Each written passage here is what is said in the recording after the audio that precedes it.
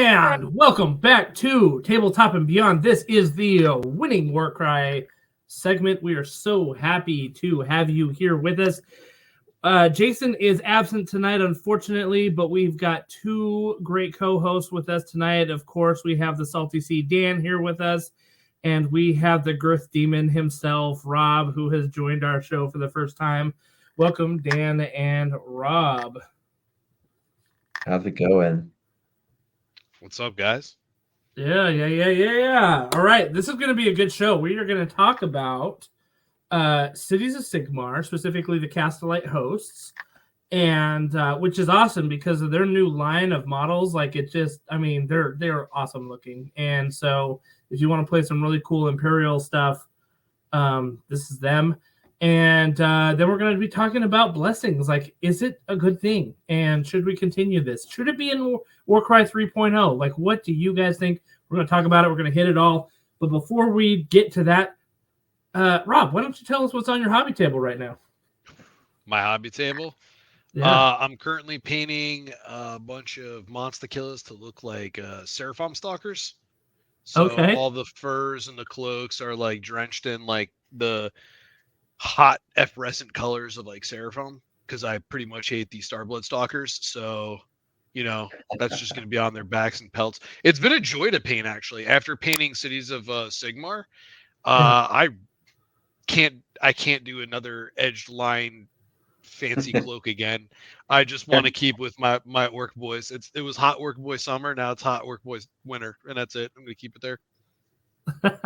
Dude, there's something about banded metal, and I mean, everybody who's listened to the show knows that I hate banded metal so much after painting, Red Harvest, and like Cities has got it all over the place on it, like just like, oh, this little accoutrement on their shield or on their gun, or like, you're just like, oh, I mean, those little details take a ton of time to paint. It was the killer. It was the neck bib. The neck really? bib doesn't have enough of like a bump to separate it on top of the armor, and it is horrible to edge highlight. I think I must have done it over like 4 times, screaming at myself about it. I just can't. Like steel helms, it's like on steel helms, like they're simple guys, so ornate. Like, just give me the orcs, just give me my shirtless boys. That's right. Now, do you use like speed paint stuff, or are you kind of a more traditional style painter with them? I've only been painting for a little over a year. I think a year and a half to be exact. And I just kind of mix the speed paint 2.0s, and I just use like the regular base paints on things, and that's it. I'm too afraid to touch an airbrush. Everyone's like, it's simple.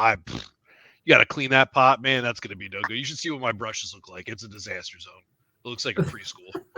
They're simple enough, but in my opinion, they're not as fun. Like, they don't give you the same tactile kind of reward that brush painting does. For some people, getting everything done fast is enough of a reward. They don't need that extra little bit, but for me, it's just not enjoyable, so I don't do it. I agree. I like the ombre, like the natural blends look really great with an airbrush, and I think it looks gorgeous, but sometimes it looks almost so well blended that it looks like a mechanical product, as opposed to like when someone has a painterly stroke or someone puts a little bit more of themselves in their painting. But that's just me being jealous because I can't use it. So that's my justification. It does occasionally. I agree that sometimes it looks like Midjourney did it. So that's a very good point. So the interesting thing is that, like, so I use both. I mean, I use a combo. I mean, most of the time I'm throwing down primer, zenithal highlight, and usually a base coat with on something. So it's like, if the skin is like the biggest aspect of that, I'll airbrush skin on there as a base coat. But then I'm usually going in and adding the highlights and stuff like that, just for the same exact reason that you're talking about, Rob. Is like sometimes the blends look too smooth. I mean, they're like so buttery smooth that it's like almost uncanny valley at a certain point. That's like, a good one. That's a good one. So a little weird, like people don't look like that a lot of times, and so I think I love my airbrush because I can prime something indoors in the wintertime super fast, and so but I also had the cheapest brand possible. Like it was like the $80 all-in-one package, included the compressor, and I've replaced my gun twice for like $15 each time. I mean, it's like the crappiest like airbrush that you could have out there, but it's like a little workhorse for me, So I recommend it, but I also, am not doing it to do like crazy details that other people are using it for. Like, and I'm not also about to buy like a $300 Badger gun, just the gun, not even the compressor or anything, right? And I'm like, that's like too much of an investment for me. Mm-hmm. So anyway, it's all good. Awesome. Well, hopefully your monster killers will be done soon. Yeah, this should be done probably by the end of this month. No problem. 2 boxes should be done. Nice. Very good. Very good. Very good. All right, Dan, I'm going to pull yours up because it looks like you just finished some stuff for your hobby table. I did. I've been painting Icy Fire Slayers, specifically the new Vulcan Flame Seekers. And they're pretty fun. They've got a lot of cool textures going on that you can kind of mess around with. Yeah, no, they've been fun to paint. I also built up some Weird Brute Rekkas, but actually it's been too cold lately, so I haven't actually primed them. So that is the one thing that does make a ton of sense for an airbrush. Yeah.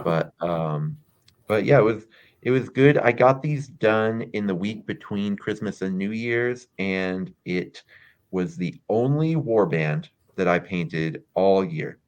Because really? I started Tzeentch, never finished them. I got about 3/4 of the way, but then it was those Zangors, wasn't it? Yep, I gave up on the Zangors. I painted, I think, 4 complete Zangors, and that was as far as I got.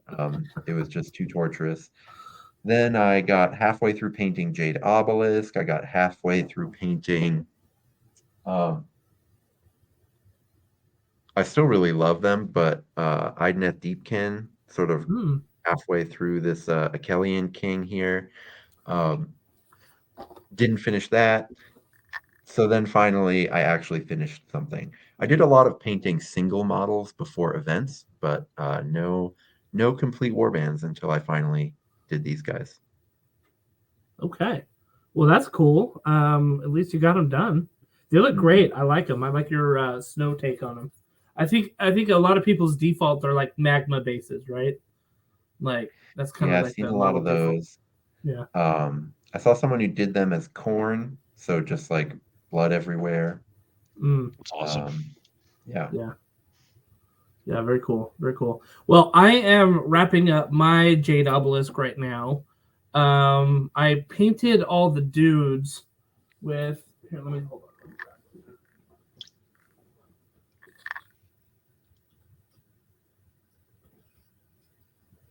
Okay, so I painted all the dudes with let's see if this will work. I'll hold it up.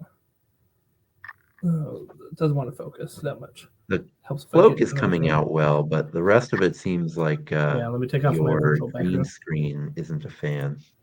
It usually is not, so I'm going to take this off. All right, so now you get to see my hobby area behind me right there, right? So, okay, so here is my Jade Obelisk. Let's see if it can focus a little bit. But I tried to do it kind of like an Aztec style. Yep. Not focused very well. So I free-handed some stripes on the red cloak. Right there. That's not showing very well, but there we go. All right. There it is. I free-handed some stripes on there, with the metal. Beautiful. And then the weapons are jade. And then I'm doing the opposite with the priestess. So she's going to be in white. Yeah. And I'm going to put some green and white stripes on her cloak here, cool. Right? So that way she's kind of like leading these, and you can tell like she's the leader. And she's in Viva Mexico colors, and exactly. So, and I 3D printed some ruined temple bases, right? So it's going to look like Chichen Itza, like a Mayan ruins kind of thing, So that should be pretty cool. But that was my that I was hoping to get that done by the end of the year, because I actually did a pretty good job of of painting warbands this year. Like I got all my bone splitters done. I got the oh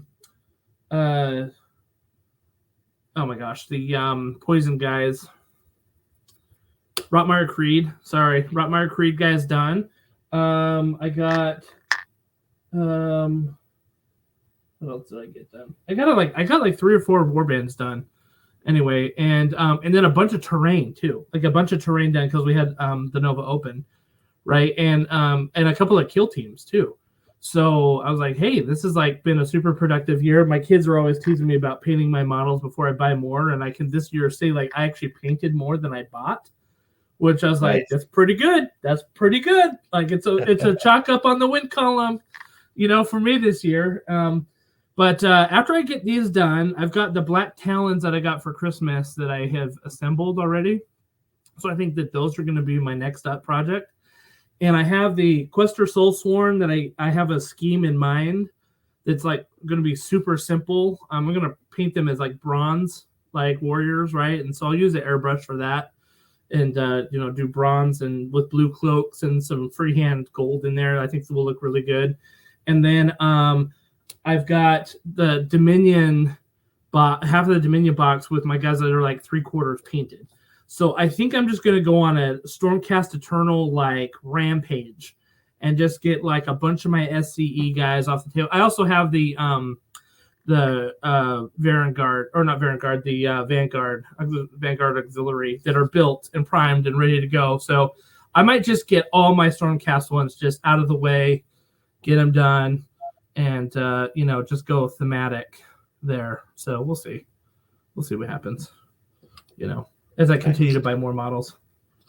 That's awesome. I just painted up the Black Talons for somebody, and they're like Stormcast plus. It's enough to just like do your base Stormcast, but like enough little extra details to give them a little bit more fun and tangibility, and it wasn't as much of a headache. They're really fun to paint, actually, and especially I was surprised the Lorelei, I think her name is, the Ideneth Deepkin caster, was a blast to paint. I thought she was going to be horrible, but she ended up being really nice. Awesome. Yeah, I'll probably use her. I'll probably use the airbrush for her cloak and stuff like that, and give it a nice that blend on the cloak will look really good. But then I can hand paint her skin and some of the other details and all that.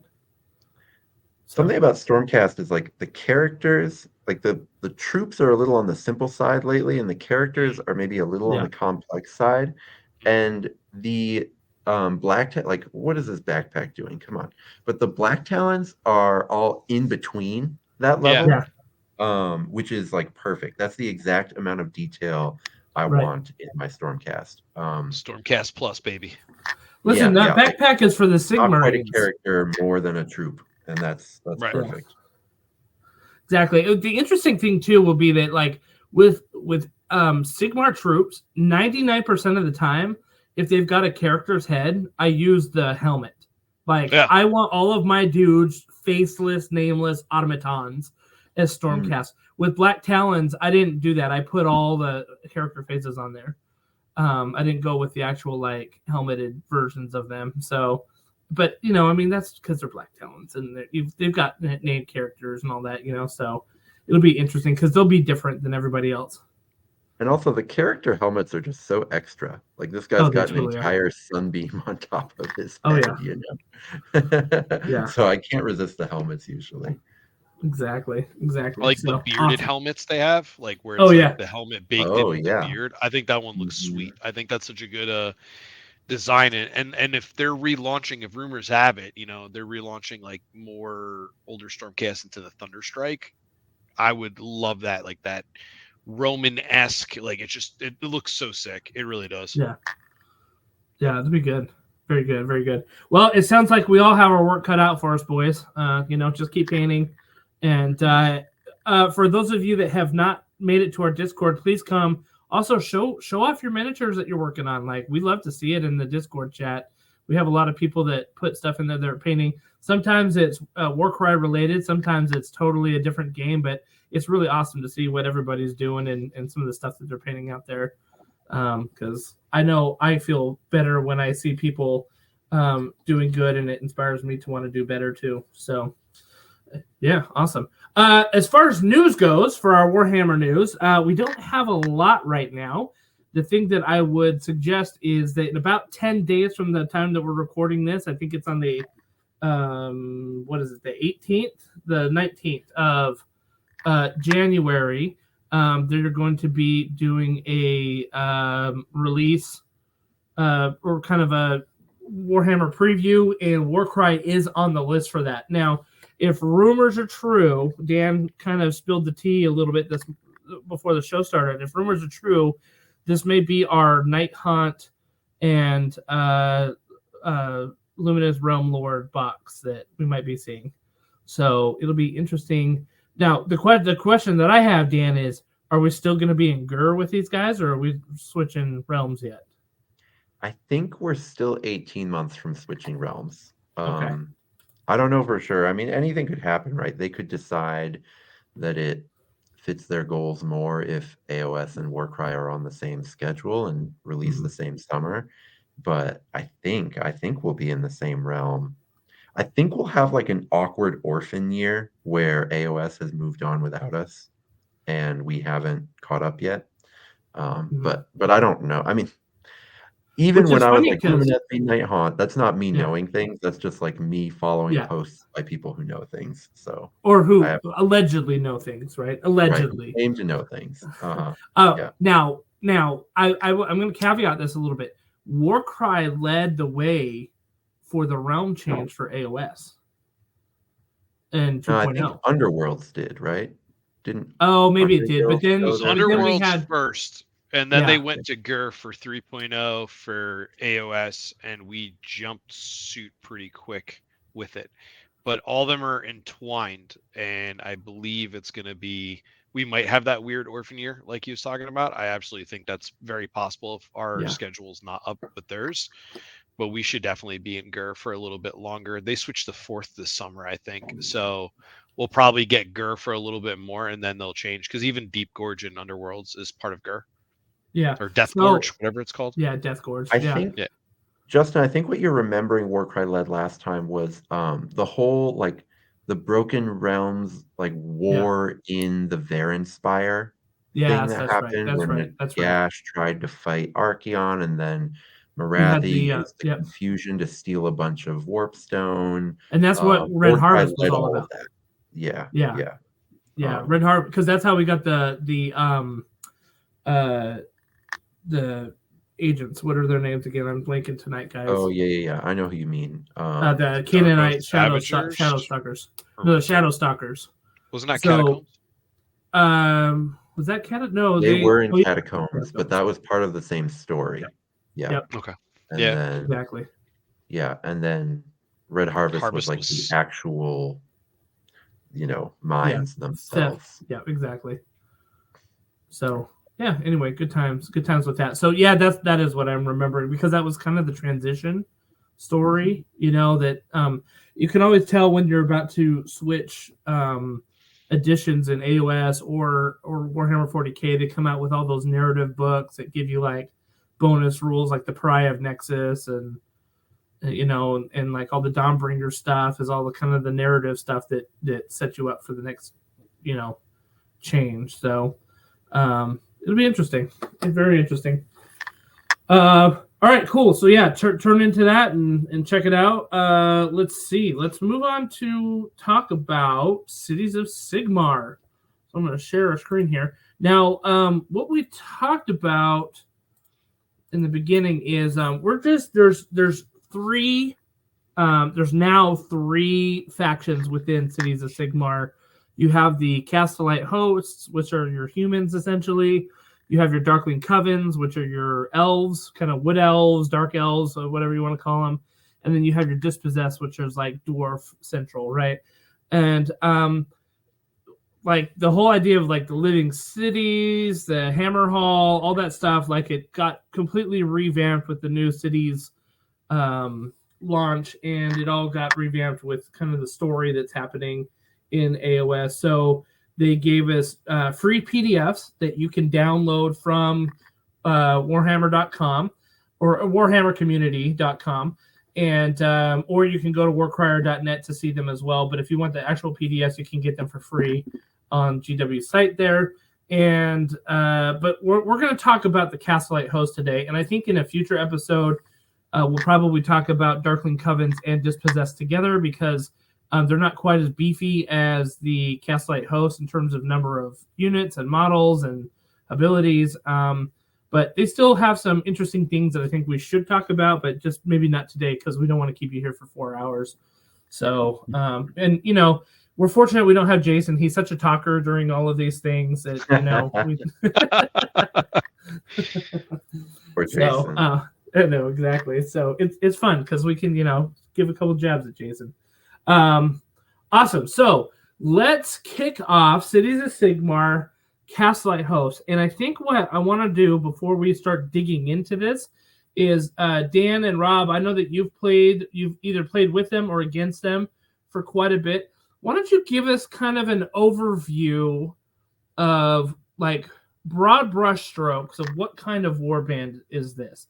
Is it a Swiss Army knife like Soulblight Gravelord, where you've got a lot of different tools at your disposal? Is it a shooty list? Is it a more melee focus? Like what are you looking at playing with this, and how does the overall Cities of Sigmar play? Hopefully that makes sense. Why don't we kick it off with you, Rob? Like, what do you think about this warband and kind of how does it play? Broad brushstrokes. Yeah. So to make it simply put, in my experience with it, it's a very synergistic army that wants to replicate the movie Napoleon, if you've seen it, where a bunch of dudes just fire some muskets and some guys just stand together and chill and get charged. And it's a pretty sweet time. It's so simply synergistic to it that it's really good, but it's deceptively hard to build a good list for. Okay. It's awesome. The best I can do. I'm like ready to dive in. I'm like itching. Oh yeah, so. We'll dive in. But I think that's a great overview. Dan, what do you think? I think it's a faction that has a few different, like, it's as much as the original Cities of Sigmar was many factions in one. I think this one is stealthily many factions in one as well, because building around steel helms and all of the synergies available to you there is a completely different list than building around, I'll just call it like the command core weird people, who are basically like they're in the same faction, but they're a completely different animal in the same faction. And so you kind of have these two factions in one that can kind of do their own thing. And I think that's really cool. I think you could only play Cities of Sigmar and just keep doing lots of different stuff and never get, never do the same thing twice, which I think is kind of cool. Most of the factions that I play, not all, I mean, a lot of them actually are not like this, but a lot of factions are like, eventually you get to the one list that makes sense, and there's really only, it's like you get to, here are 775 points worth of stuff, and the only real thing you think about is, what last 225 do you use, something like that. And I don't think Cities of Sigmar will ever be that way, which I think is really cool. I think you can, reconfigure them to your heart's content.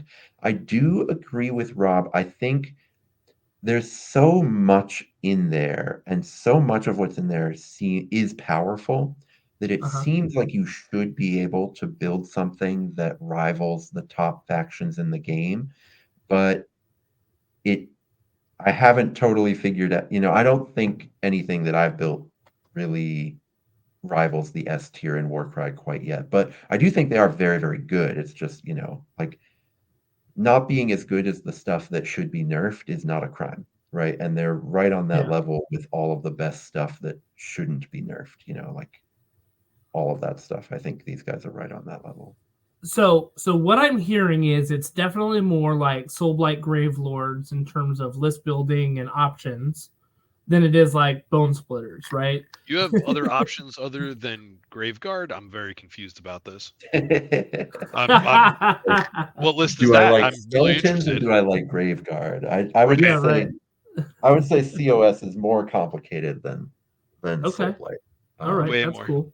I do think to pile on to what Dan was saying, if you're someone who wants to just like show up and play some casual games, even though it's tough to make a good list, there's so many configurations and they have so much flavor for just being little human chubs that you can just, I'm going to bring my cavalry field marshal. And if you want to do narrative with them, it's probably a delight. You can have a steel helm rise up the ranks and become something else to the field marshal.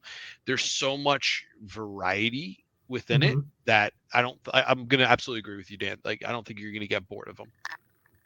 So the nice thing is that Cities of Sigmar Castlight hosts benefit from a total new line release, right? Which is, I mean, tons of models that came out. It's not just a little warband box that you got like with the Volkite, Flame Seekers. It's literally like a whole army faction. And so you've got a lot more options that you can do it with. So let's dive into it. Dan, where do you think we should start? Should we start with looking at some abilities or looking at some of the troops? Let's start with this reaction, which I think is where, if you want to build synergistic Castellites, which I'm not even convinced is like the most correct take, but it definitely can be good. But if you want to build synergistic Castellites, I feel like you want to read this reaction and then follow the rune marks and like go look at the abilities that use those rune marks and then look at the fighters that use those rune marks. And like you can create a really powerful warband by just following those and figuring out the puzzle. And then there's like a second powerful warband that you can also build through other stuff. So, but I think we should do the puzzle that they give you first. Let's start with the reaction. All right, so I'm gonna read it, and you guys are probably gonna have to decipher it, because there's a lot of stuff, like you said, following the remark. So here it is. You have to read it twice to know what it does. It's one of those. Yep. The Castlight Wall. A fighter can make this reaction after they are targeted by an attack action, but before the hit rolls are made, if they are within 3 inches of another friendly fighter with the Bulwark or the Elite rune mark.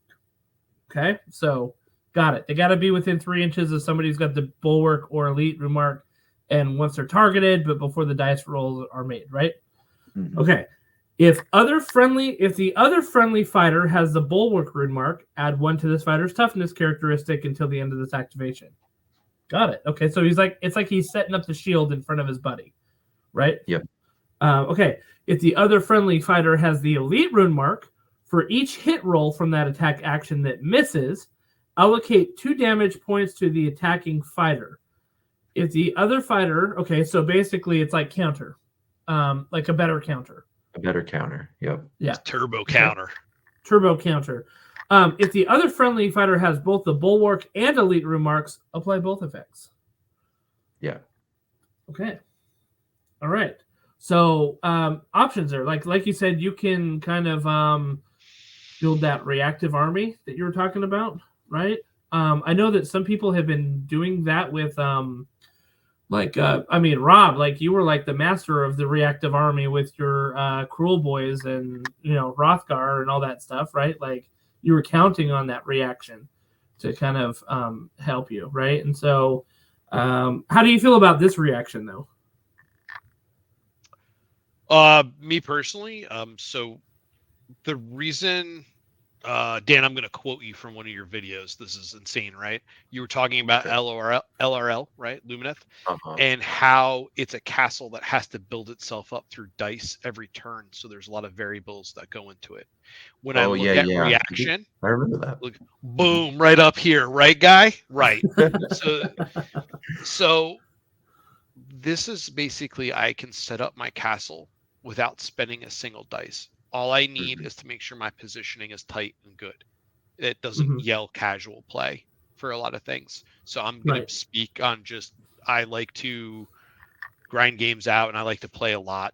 And this is just where I'm coming from. So coming from this, all I have to do is follow the runes, like Dan said, and keep within 3 of each other. So we're going to be in a tight formation, and I got to make sure I just worry about my activations, and I got to do that. The fact that I can get +1 toughness and return 2 to you is awesome. The first thing I thought when I saw this was, and I don't know, are we allowed to cuss on here? We're allowed to give one. I got one. Gently, very gently. This Gently. is still family friendly. A big jog off to KO. Yeah. Because this works against ranged as well as melee. So when you want to throw your cute little 2-3 strength dice at me with your pistol shots, and you got 5 of them coming my way or 4 of them coming my way, hope you're getting ready to get some 2s back to you, and it's going to feel great. Same thing, bumping myself up to 5 toughness, and your Aether Cannons are all of a sudden hit 4 ups, not 3 ups. It's a little bit more dicey for them to weigh it. Granted, perfect world, magical Christmas land, I'm getting both, right? But that's part of following it. I love this reaction. I think it's a ton of fun for me to build because it's very synergistic. I definitely think you could fall into bad traps with it, though, for sure. It's a very good point. I want to say that it's super thematic for this army, right? Cool and I love the fact that it's very thematic. Of like these guys are in formations that you say. Like, I mean, they are like the city's formations, right? They're supposed to be marching in line together and helping each other out. And the wall is there for a reason, right? So I think that's awesome.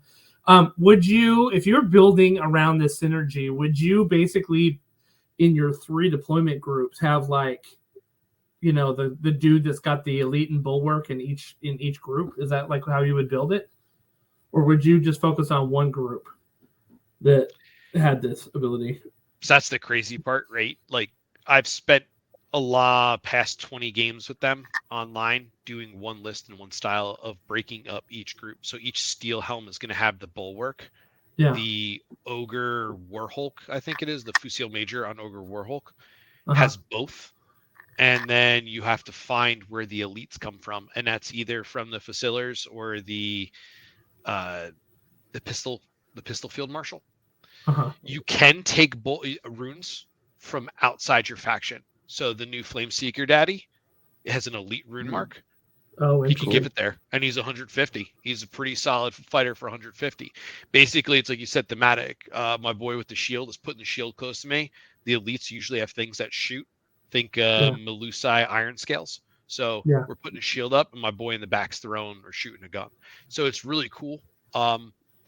I chose to try to figure out the puzzle to see if I can get something that really focuses on making sure there's something for each of there in mine. That's how I chose to do mine. Nice. Very good. Very good. All right, cool. Let's jump down to some of the units, and then you kind of use that to talk about some of their abilities, if that makes sense, right? So I'm gonna roll down here to the heroes. All right, so we've got 1, 2, 3, 4, 5, 6, 7, 8, 9, 10, 11, 12, 13 heroes, right? Like you have a plethora of heroes.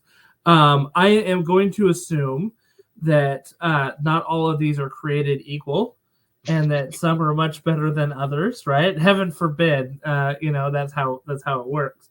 Let me start with this one. Which one of these leaders are a trap that look good on paper but may not be that good in practice? What are some of the ones that you think? I don't know. It really depends what you think looks good on paper. I mean, like anytime someone's asking you, like for whatever sport you like, who's the most underrated player in the league? It's like, well, right? as soon as I say who I think the most underrated person is in the league, they're no longer the most underrated person. So I don't know what you are personally thinking is like really good that might not be good. I think I think by now most people know that things like, say, that Free Guild Cavalier Arch Knight for 205 is a trap. I think that's something that a lot of people were interested in, maybe a year ago, but people know that fighters like that are not good now. I think that the Fusil Major on Ogre Warhulk is the first thing we should talk about, though, because that's the fighter that, in my experience, draws people to want to play the faction. And I think he's really interesting because he's really good, but he's not incredible. It's like look at him and then look at your Ogre Maw Tribe's Crusher and then look back at him. And it's like,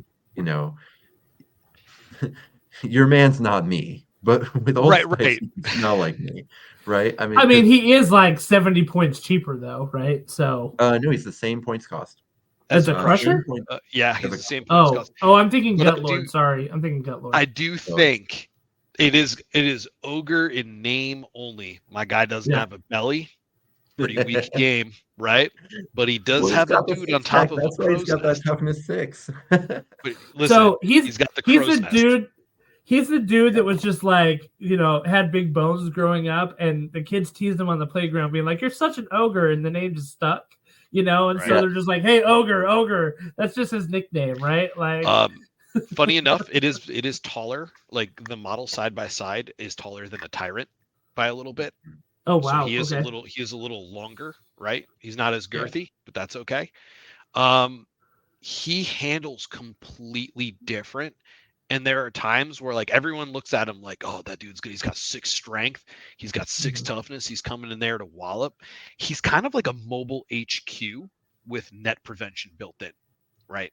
So it's like, oh man, I got him netted. I'm within 2. He can't hit me. My guy's going to start blasting somewhere else. Not a great shot, but it's better than doing nothing and passing the turn, right? He's also got 3 dice on 6. He's going to consistently hit 3, 4. It's cute. It's not bad. It's not great, like Dan was saying. But the fact is he has the 2 rune marks. He's got 4 move, 35 health, 6 toughness. Pretty thick lad. And he's going to be the whole linchpin to enable a lot of different turns and plays when you're playing for that synergy play.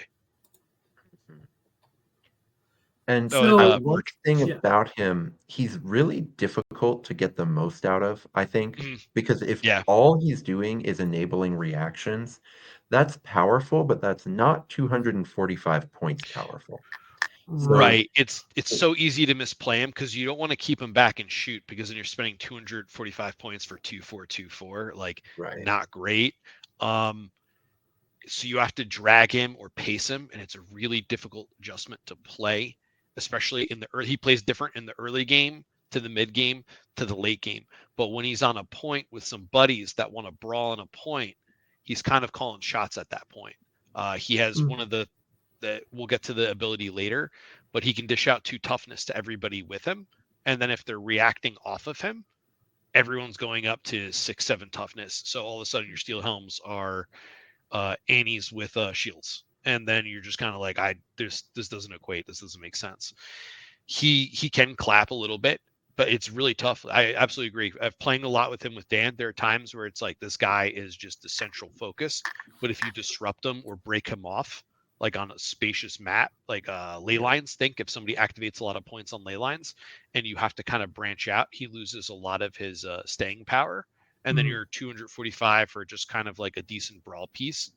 But on which is great for narrative, because that's how COS should be. It's like if you spread them out, if you make them move, they should fall apart. And if they get to set up their big line, like they should beat you. It's actually really beautifully designed. I just wanted to jump in. It is super cool. I think it's great. Yeah. And that's why I started going into each group of, let's put a rune mark in each group. So I can't rely on him to sit there and everybody to go to him, because then I'm just deathballing it, and that's not going to do what I need for objective control. So you have him with his group, and I actually put him with 2 other people who don't have rune marks. We'll get to that later. And then if people are near him, or I can pull him near with like the Great Herald, cool, I can give it out, and he's going to give out for a double. He's going to give out 2 toughness. Everyone's going to get yoked for the day, right? It's going to be great. But what about the times he gets pulled away? What about the times he's on his own? What about the times you have to make that 245 relevant? And that's where, like, how I set him up with other things. But it's tough. Dan's 100% actually, like 100% right. It is very tough to get the most out of him. I think in general, people, like, a good rule of thumb for people is you should try to have him almost die every game. 100%. If he's at full health, you're playing him wrong. Yeah, because he's so hard to kill for his points, and toughness is so great. But man, 245 points with the amount of damage he does, like he's not a chaff hunter. He's not going to go, like, if your opponent essentially gets the drop on you and you have to come to them, there are models for 245 points that will do that for you, that will get you back to parity. I just built a clawback, right? That will do that, right? But this guy won't do that. But he's still good. He's very hard to play. Yeah. So yeah, I I think I remember playing against ogres against Jason, and he had a tyrant on the board, and I remember using movement, basically staying away from the tyrant the whole game. I think he only got like one attack in at the end of the day, and it was just such a waste of points in a sense, right? Because like he couldn't do anything with it. Or like I mean, I would throw like a little tiny chaff in there, so he had to like use a movement, and then he had to like shoot, and it just was like such a waste of points of what he should be doing. You know what I mean? So I feel like this guy has that same sort of vibe where it's like if you can disrupt his flow, then they've sunk a good chunk, I mean a quarter of their warband essentially into him. And if you can disrupt the flow, then that's like an easier time to win in a sense. So like that's the cool part about him is like he's hard to disrupt the flow. So for 245, you're not looking at a Titan piece, you're not looking at a Dragon piece, you're looking at a really phenomenal support piece that can act on its own. And basically, and it's going to sound like ridiculous because if I was to explain like how I was playing him and go through all these motions, you're gonna be like, that doesn't sound good at all, right? Like it sounds very mediocre. I run him in the same group as a Great Herald. So the warband's not dice hungry at all, which is sick. At least the way I build them. If you're building for rousing speech and finding some other plays like that, then they're probably going to be a little bit more dice hungry. Basically, depending on my matchup, I've gone move 4, shoot, okay, chip damage is chip damage in this because when they come up to you and you're starting to counter and give 2 back, when they're already at half, that's already less incentivizing for them to attack into toughness 5, 6, 7. Right. And then I'll have the Great Herald move up, pull him another 4. So he got 2 moves in a shoot. And then when I'm on point and I can set up and I don't have to do anything, unlike the Tyrant has the 8-inch, right? This guy's got 24-inch range and he's taller than the biggest trees because of reasons and snipers. So he just can look at anybody and pick off. He's hard to you net him. Okay, he'll just stay put and people could stay with him.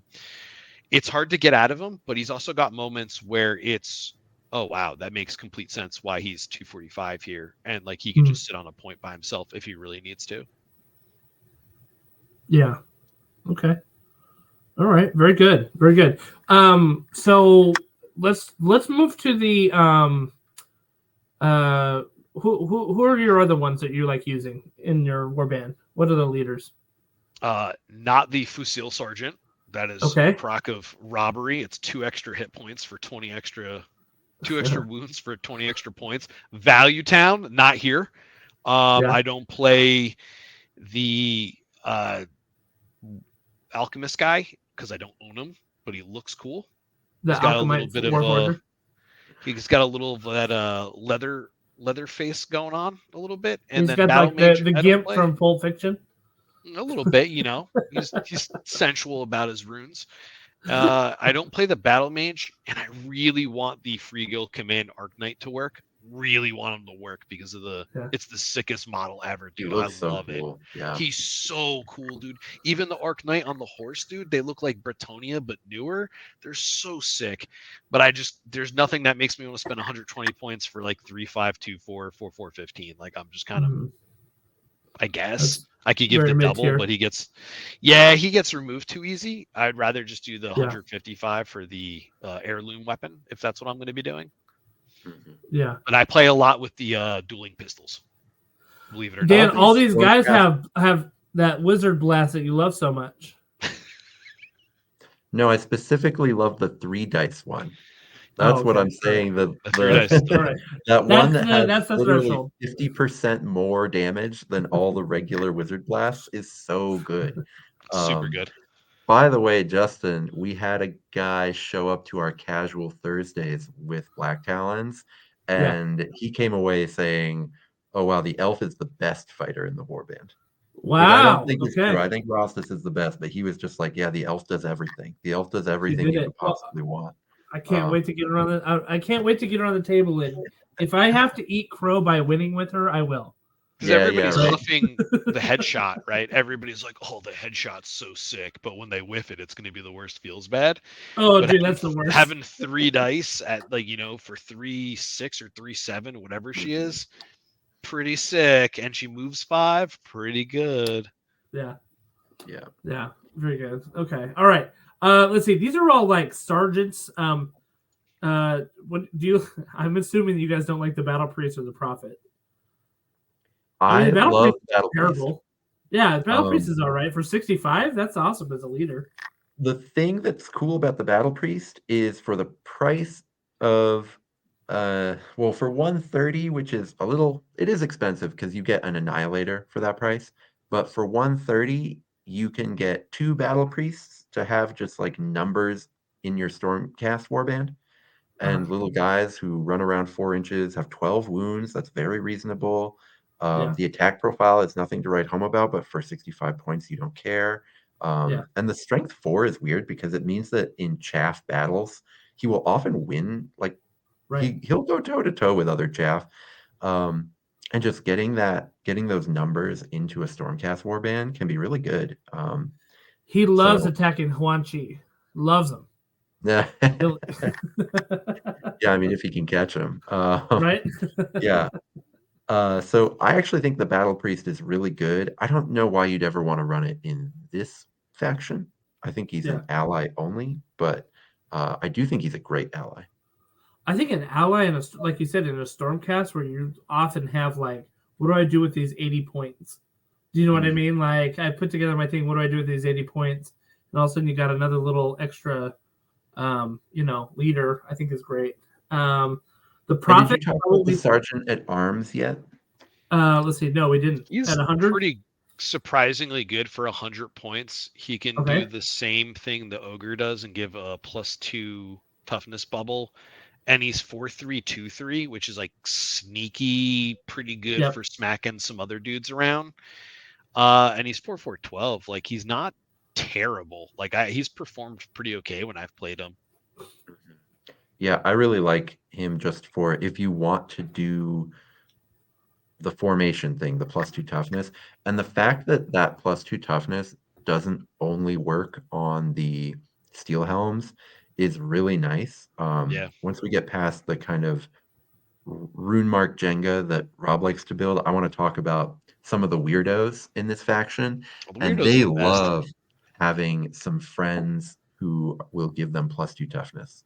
They're really into that. So, okay. Cool. Let's see. We talked about Alchemite Warfare, Fusel Sergeant. Anybody else? What about you? Said Rob, you like using the Free Guild Marshal with shield or with weapons? I'm a pistols boy, but you can use pistols. Any 3 of them are fine. And the reason I like pistols because I also have the cursed city dude. I don't know his name, but he's got like a saber and a pistol, and he looks awesome in a fur coat. So I was just like, I'm gonna proxy him to be the Free Gold Marshal. Yeah, very good. I know exactly what you're talking about, and that model is. And I can use them for the weapon or pistols if I want, and if I really want to get snazzy, I'll glue a shield on the back. I love all 3 marshals because they're all good. You can give people plus toughness with the shield marshal plus the plus toughness reaction. You can do the damage stuff with the dueling pistols, and then the swordy one you could give him because he's only 20 wounds, so you could give him +1 attack if you wanted to. That 3-5, strength 5 3-5 is not a bad place to put a +1 attack blessing on, and he's got rousing speech, add 1 to the attack's characteristics of everybody within 6 inches. That's a pretty reasonable way to get a buff that unfortunately it says it's like faction locked, so you can't use it as an ally, but getting just a little attack buff is really nice. It does say other friendly fighters, so it doesn't affect himself, which is usually the thing I look for with those. It's why I like Slaves to Darkness heroes. It's why I like Chaos Lords and Dark Oath War Queens, but it's still pretty interesting. And then yeah, they all have a role, which is great. I mean, I love that design. I love the way they did that. It's cool. Absolutely. And they're pretty on par with other, like, especially if you look at other Warcry kind of bespoke leaders. They're all around like 150, 155 points ish, and about 20 wounds, toughness 4 or 5, depending on which one you're looking at, right? So I think they fit in line with that pretty well. They totally do, and I'd say they're better than most of the bespoke hero. Well, maybe not most, but they're most they're of the better 1.0 than a lot of them. they're better than, except for maybe What? Hard Eater. Yeah. Because I don't know. I mean, like 170, 200, 175, and you're getting like 150 seems to be like that new price point. Like, look at the Vulcan Flame Daddy. But like, if you go back to the 1.0 and you're looking at like Dominar, you're looking at the Tarantulas Broodlord dude, the Canaanite Shadowstalker chick, the Cyan Flame guy. These are cheaper by like 30 to 50 points, and they're very serviceable and comparable in stats.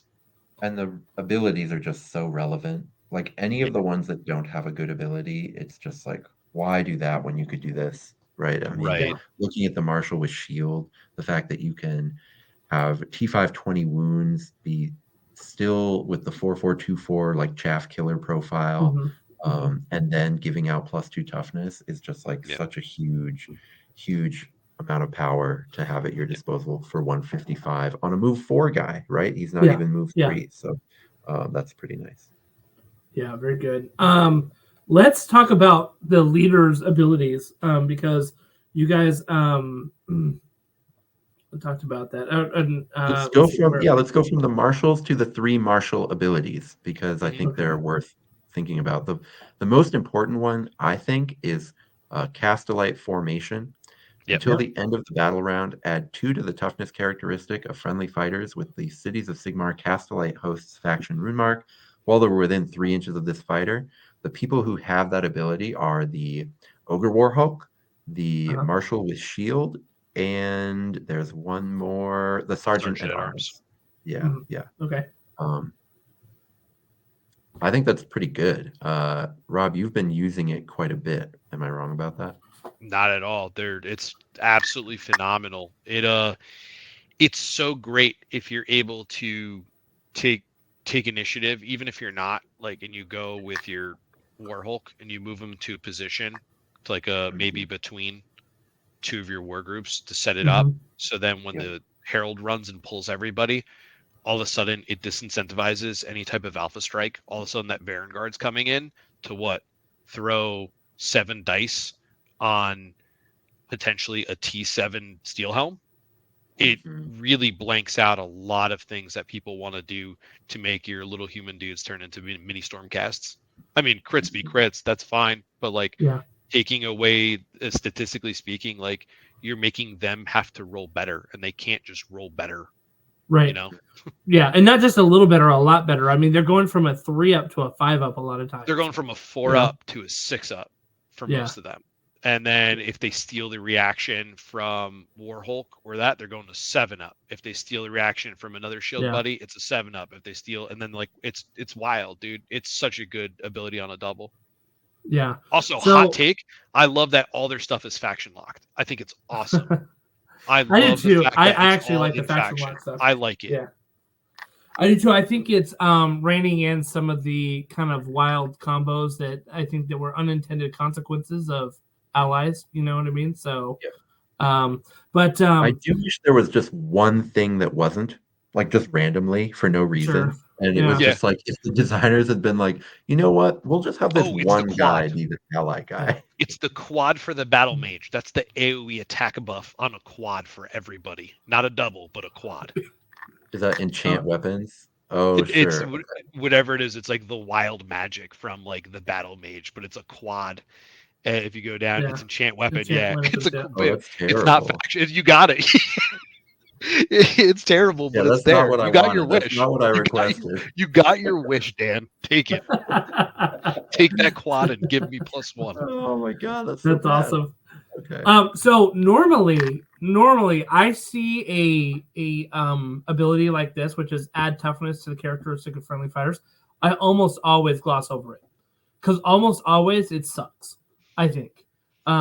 Like the in a Nurgle general ones are thing. terrible. They cost so much to only add They're Yeah. one. usually on triples, right? They're- Like the yeah, a lot of Signifier them are on from Iron triples. Golems is on a Mhm. triple. Like most of them are, and it's like so bad. +1 toughness in like a small little bubble. Like it's not worth it. Yeah, and so the reason why I do like this one over the other ones is that you're probably trying to fight these guys in formation anyway. Like, if for example, Nurgle, I'm not trying to keep everybody within 3 inches of each other a lot of times. They need to go out and do things. Do you know what I mean? But with these guys, you want to do that because that's sort of the synergy of this faction is keeping them together, right? And having them fight as one. And so this kind of doubles down on the narrative piece of it as well, the thematic piece of it, which is like you're having your guys fight in tight formation. And it allows you to get the +2 toughness. So +2 on a double, I think, is very good. +1 on a triple, I think, is very bad. You know, so so I think it's interesting because my first read through this, I kind of glossed over that as like, okay, that's just the toughness ability, da da da da da. You know, and hearing you guys talk about it, I'm like, oh, actually, that's a nice little gem in here for sure. You know, so kind of interesting. Let's see. You guys, what are the other martial ones that? So the next one is rousing speech, which is just we already kind of covered it. The +1 attack. It is also faction locked, and it doesn't affect self, unfortunately. But 6 inches is really a huge area. That's a 13-inch bubble, you know, there's or more. There's no one that I saw that I was really excited to get this buff on. I think maybe you're supposed to be doing it on the Arch Knight. I'm not sure. Otherwise, there's just Cavalry pieces, and that's like what I came to the woeful conclusion of. You hit the nail exactly on the head, dude. Like I'm like, oh whoa, it's a War Channa on a cheaper body. Like, God, nobody else has that. And then you're just like, but why do that when everybody's just kind of like I can give the Warhulk maybe +1, which is kind of sick. The Cavalry Marshal with +1, okay. The other Arch Knight, sure, but other than that, you're just kind of like steel helms. Yeah, and I'm at my most excited with those if I'm either giving like a lot of chaff models +1 or like something extreme like a FOMO Crusher +1, you know, like Dark Oath War Queen hanging out with a FOMO Crusher and her buff affects herself, and then she gets the FOMO Crusher, and so now you're getting like basically 3 onslaughts for the price of 1 because a FOMO Crusher onslaught is worth 2 regular onslaughts in my opinion. Like that can be really powerful. This has that potential, but just like there isn't anything. This is the one that I wish wasn't faction locked, right? Like I wish I was just kind of putting this into some other cool stuff in order, but that's okay. That'd be wild if it wasn't faction lock, because then you would ally an Arch Knight into like Stormcast. Yeah. And like, what do you? It'd be rough. Or all of your KO armies, right? Right, like KO spears would be crazy with this. Yeah. It would go hard. So Calthea just moves them into position. You're like, okay. Luckily, it is just melee attack actions. But it's pretty crazy. Yeah. And then the last one, I think, is the take aim, right? Take aim. Yeah. This is called Take the Couch. Right. Until the end of the battle round, add 1 to the damage points allocated by each critical hit from ranged attack actions made by friendly fighters with both the Cities of Sigmar Castlight hosts, Faction Rumark, and the Elite Rumark while they are within 6 inches of this fighter. So this is only meant for like 2 of your fighters, you know, or like three or 4 different units. I mean, there's not a lot. 3, yeah. That's it. So I do think. Wait, hold on. Do they have to have the elite? Oh, unfortunate. Okay, so it's not all ranged attacks. For a second, I got really excited and thought that you could boost the Soul Shepherd with this, which would have been cool because it rolls 5 dice per attack. And so bringing it from 1/1 to 1/2 on 5 dice is actually you'd get a lot of damage from it. But you double it out, like you double out the output. That'd be wild. I thought about that too, and I was like, oh man, like wait, the dream. The Soul Shepherd, is that the aim burger that you're talking about? Yeah, the Burger Mage.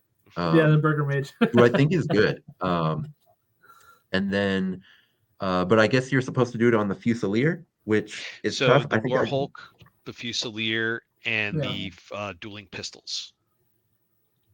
Oh yeah, like himself. Yep. Mm-hmm. So it's like the 1 out of 10 times that you're not using the triple for your Herald, and you're just like, well, I got a couple here to gun with. Let's just, because then they're like 2-5. Like, okay, that's all right. It's like a worst case scenario. I'm gonna throw this triple away, but like, why? Yeah, I feel like what makes the pistol marshal good is the way he enables your reactions, not necessarily the way he sort of does the other stuff. And Yeah, you know, this three doesn't four do two it. four on his shooting attack is fine. So Yeah. you're fine with that. Yeah. Very good. Let's get into some of Okay. these fighters. So we can do maybe the regular army fighters, and then the thing I'm excited for is the weirdos. So Okay. Dude, All right. The weirdos are great. So the regular army fighters, where do you want me to start? let's do the bread and butter one. Let's do the steel helm. Is that what you've been Okay. mostly playing with, Rob? Yeah, I have 2 builds of what I run. One runs 3 steel helms, the other runs 5. Depending on what I'm doing. I switched to the 3 steel helms just because it was like, oh, I'm sorry, one runs 4, the other runs 5. They're just, for 60 points, you can't ask more for what they do. They're just solid. They're your friend. You know, they're never gonna let you down. They're 4-4-10. They're not bad, dude. They give the bulwark rune mark. They enable that, and they're 3-3-1-3. At the worst, at the pinch, you're just fighting zombos. You know. Yep. So I was gonna ask, like, why do you like them over the flagellant? And I mean, my hot take is you get that extra point of toughness. You lose the attack. I mean, the flagellant has 1 extra attack than the steel helm, but you also get that bulwark rune mark, which I think is really good for them to react and kind of next to their buddies that are doing it. You know what I mean? So we had a Mike, Mike Sansom, like yeah. he made a build where we were joking around using the Auric Flamekeeper, and then I think we had like 15 bodies, and I'm gonna say 2/3 of them were flagellants to just send them into their death and then just whale out dice with 4 dice and fish like 2 4s of them. And like it was just like, it was degenerate. It was just hilarious. This dude's whipping themselves to death. No, yeah, you just take it because the rune mark is just infinitely better, and the 1 more defense, 4 toughness is great. I mean, 60 points at 10 wounds, like, it's so, like, that's really, like, nice and efficient, right? I mean, you're getting down to almost almost Flesh Eater Courts like efficiency with their ghouls, right? Like, because their ghouls are like 55. One day we'll get better than Shatterers. Just you watch. We're on our way. We're on our way to the moon, guys. The Shatterers are really good. Yeah. Well, it's because they don't have a reaction is why they get that extra power. Watch out. 2-inch range worth it. Yeah. It's insane. Is there somebody? Are there warriors in here that you guys would not just like straight up like, I'm never going to take that? I'm not going to take flagellants. I don't think you could force me, even if there is a fire. Yeah. What about these Free Guild Command Corps mascot Gargolian? Strategy than what this warband is doing. That's the only reason I wouldn't take them. I think in a different faction that's doing different things, I think flagellants could be great because 4-3 absolutely agree.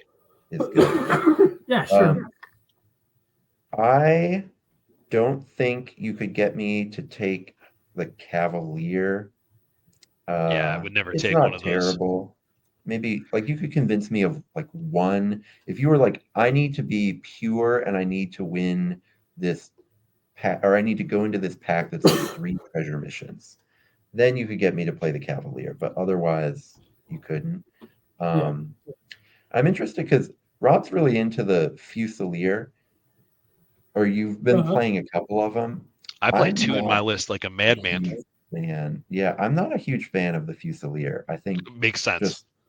I don't want to be playing a warband that is a worse version of another warband, and I feel like paying 120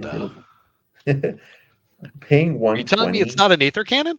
It's exactly. 10 more points than an Aether Cannon, all right? But paying guess what? 120 for what KO can do so much better at either 130 or 110. It's like this legitimately does stuff that the Aether Cannon doesn't do. You've got the 15-inch range instead of 10. I've definitely like dealt with Aether Cannons by just like running away from them, and that is harder against this. But then like the mortar from KO is just so much better than this for 10 more points that it's like it's this tough situation where it does feel like if you're running a lot of Fusiliers that you're kind of a worse KO. Now, this is Yeah, you're 100% correct, because they're 10 more points than the Aether Cannon for pretty much doo-doo garbage profile, right? yeah. We do have the 5 toughness, which is pretty good on it to protect the 10 wounds. It has the elite rune mark. So we're able, for when we do get charged, because people are not going to just sit there and take shots, because I will whittle you down. Even if it is 2-4, I'm going to roll a couple crits. It's going to hurt, right? When you come up to my steel helms, all of a sudden my steel helms are like, well, okay, I'm just going to do 2 back to you now because I got this. They are, on paper, worse than what KO is doing. And that's the same thought I had. However, when I added a second one to my list on top with the Warhulk, you can chip so much down. By the time they come into you, all the counter and the turbo reaction is where it shines. I absolutely do agree. I think the stats are so mediocre for what it is, but for it just works with it. And I sound like a madman, but like that and the five toughness, if you target it and the Warhulk's there, it's 6 toughness, and I'm returning back 2 to you. Or if I steal from if I didn't shoot or anything like that, they've done a lot of work in the games I've played against a lot of different factions. And again, I love it against KO.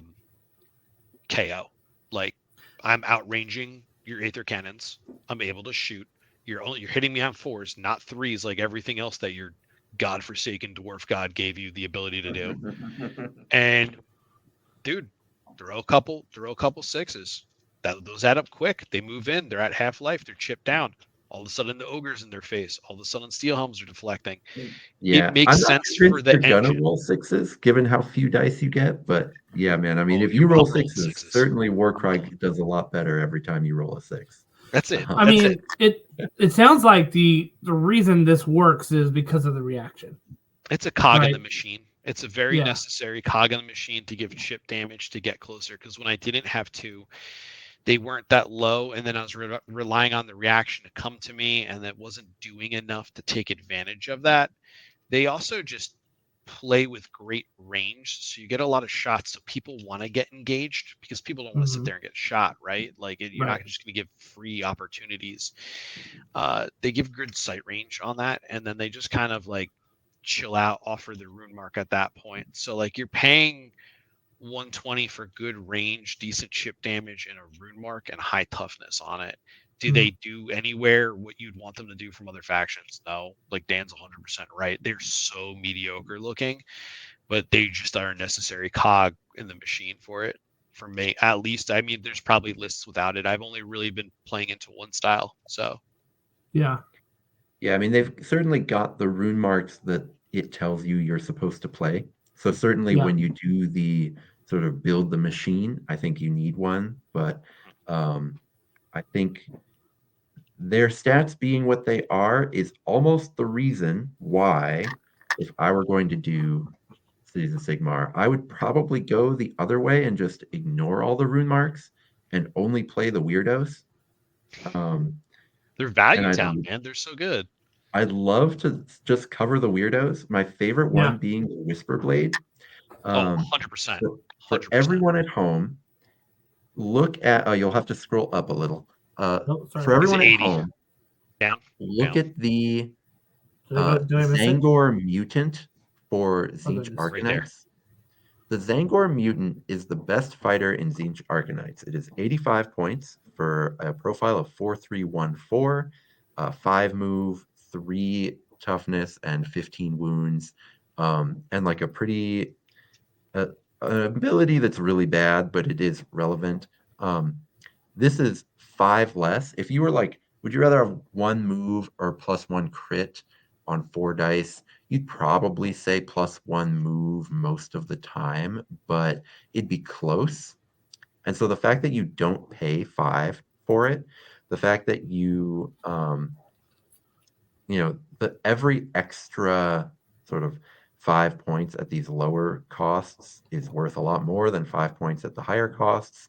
And the fact that the Zangor Mutant is the best fighter in Tzeentch, and this is better, is just really nice. You can just roll dice to your heart's content. You can't spam them because I think if you're gonna use profiles like 4-3-1-5, you want to outnumber your opponent so that you are fighting fighters who have already acted. And this has the wounds, 15 wounds. You have the wounds to sort of wait until close to the end of the round on these. But yeah, generally, if you can just get into these situations where you're double attacking on fighters who have already acted, you can just delete things so fast with 8 dice with 5 crit, right? I mean, you can just it's wild what you can do with them. So that's really cool. The only reason I won't say it's like far and away the best is that, our counter meta being what it is, the fact that I think, in my opinion, you can probably only run like 3 of them.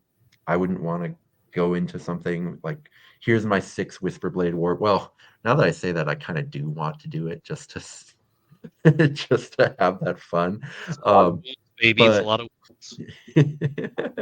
it is a lot of wounds, and maybe you just eat the counters on your first couple activations, and then after that you're good. Right. I don't know, but yeah, I think 3 Whisper Blades. I don't want to live in a world where I'm playing Cities of Sigmar and I'm not at least running 3 Whisper Blades, at least personally. I think do you like their ability? So their ability is that on a, what is it? It's on a quad. It's the biggest gotcha in this game, and it's the greatest. I've used it twice, and it doesn't matter the value. You roll 3 dice on a 4-up, you just remove one of their banked wild dice, and it's the greatest thing in the world for making somebody irrationally upset with you. And I love the idea that it's attacking a saved resource. You're a spy getting intel. Sick, thematic. But the best part is the person who turns red and just gets irrationally upset. It's so good. I've wasted my wild die to make a quad just to rip their wild die away for next round. Like, it's the best. That's awesome. It's the best. Especially since I mean, like, I've had so many players that are like learning to play Warcry, and they're like, what do I do with this wild die? It's the first turn. Like, what should I do? And I'm like, bank it. Like, you always bank it your first round, pretty much, right? Yeah. I mean, unless you have an absolute plan with it, you bank it. And dude, round 2 be hilarious if you're just like, yeah, no, it's gone. The tempo, the value off 80 points. Yeah. It's really funny. It makes me laugh. I mean, people are like, "Oh, rampage," and you're like, "No, give me one of your wild dice, or 2 or 3 of them, maybe." Yep. Oh, could you imagine if you banked like 2 or 3 wild dice? Someone has spite, or what's not spite? It's the blessing that gives the extra wild die.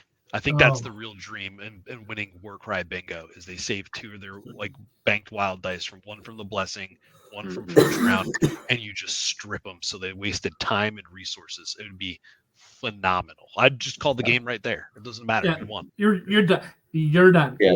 The memes are great, but beyond the memes, I actually would like this fighter even if it didn't have an ability. I think it's a really great.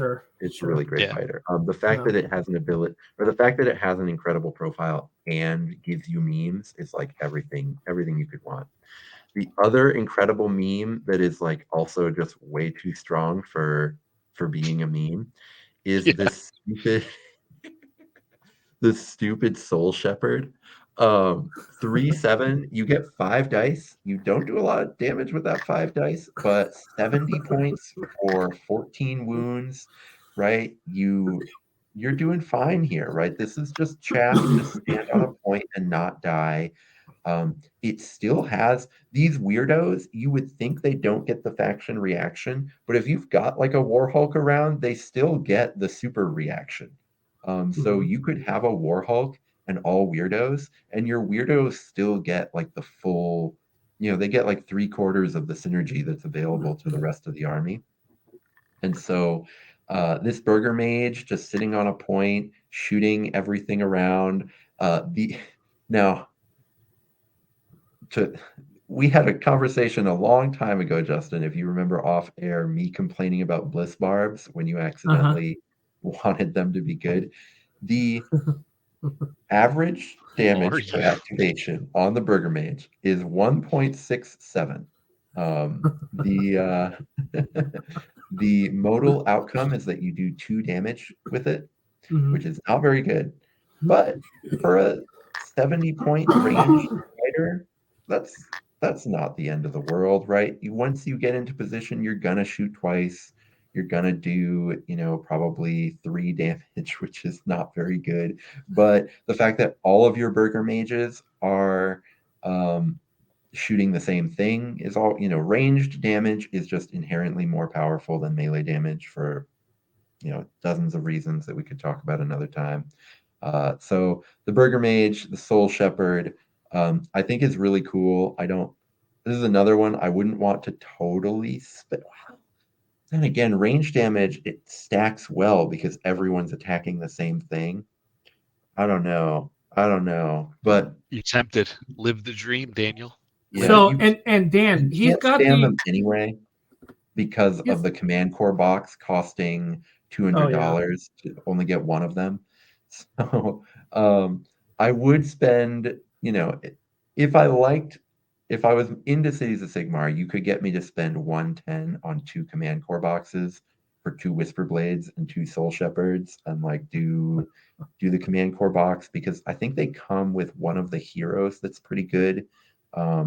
They come with the Arch Knight, who you wish was a little better, but that's okay. He's still so playable. Sick looking, dude. He's so sick. I think they come with the Sergeant at Arms too. The command box comes with the Soul Shepherd, the War Surgeon, the Great Herald, the Whisper Blade, the Arch Knight, and the little doggy. Oh, okay. So it's not the Sergeant at Arms; it's the Great Herald. No, Sergeant at Arms is just the leader option for a steel helm. Yeah. Right. But the Great Herald isn't bad either. It gives you a bonus move action, I think. It's insane. Everything within 6 warriors. Yeah, each friendly fighter gets a bonus move action within 6 inches as long as that's they're within. That's pretty insane. So that's pretty incredible. So to me, more and more actually now, the double command core box warband is seeming really spicy.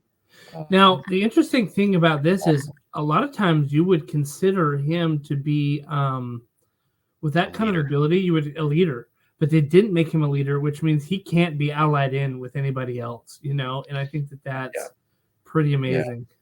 Yeah. No, but it's also faction lock too. Yeah, so it balances itself out because imagine otherwise I just put two Annihilator Primes and 2 command core boxes would just be done and dusted, nothing else we need to worry about. Yeah. Remember when he jogged casually 6 inches for nothing? Yeah, it's fine. What? Two Great Heralds, incredible. 2 Annihilator Primes, 4 Whisper Blades. I mean, you've got, and a couple Soul Shepherds, right? There's your army. But yeah, I do think 2 command core boxes would make a pretty good warband, and getting the free moves on these Whisper Blades, actually getting all the kind of value that would be really good. That's where I put this weirdo, the Great Herald weirdo, because his face, if you look at I had to put a pauldron from a Stormcast to cover his grill because his face is really not great. It's not in good shape. Oops, it looks like he's trying to blow and yell at the same time. I'm trying to focus in on this.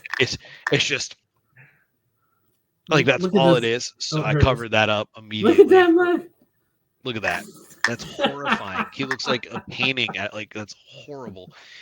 And I covered his grill up. But the paint job is actually being really kind to this face here. It is kind to this face. You should went see for it in a real life. darker skin tone, so you couldn't necessarily see. But the fact that it comes with sort of folds in the skin here, I could imagine. So the best part is that really it has this. The best part is it has this chin strap right here, but it looks like the triple chin. Bro, this is the model. This is the model in real life. Ready? That's it. That's it. You're done. It's horrific. Nobody wants Your to see eyes what I weren't just wide did there. enough. Oh, I'm sorry. We'll try again. The dude looks like someone's legs got blown off in front of him, and he's just like, to me, warriors, like Sigmar.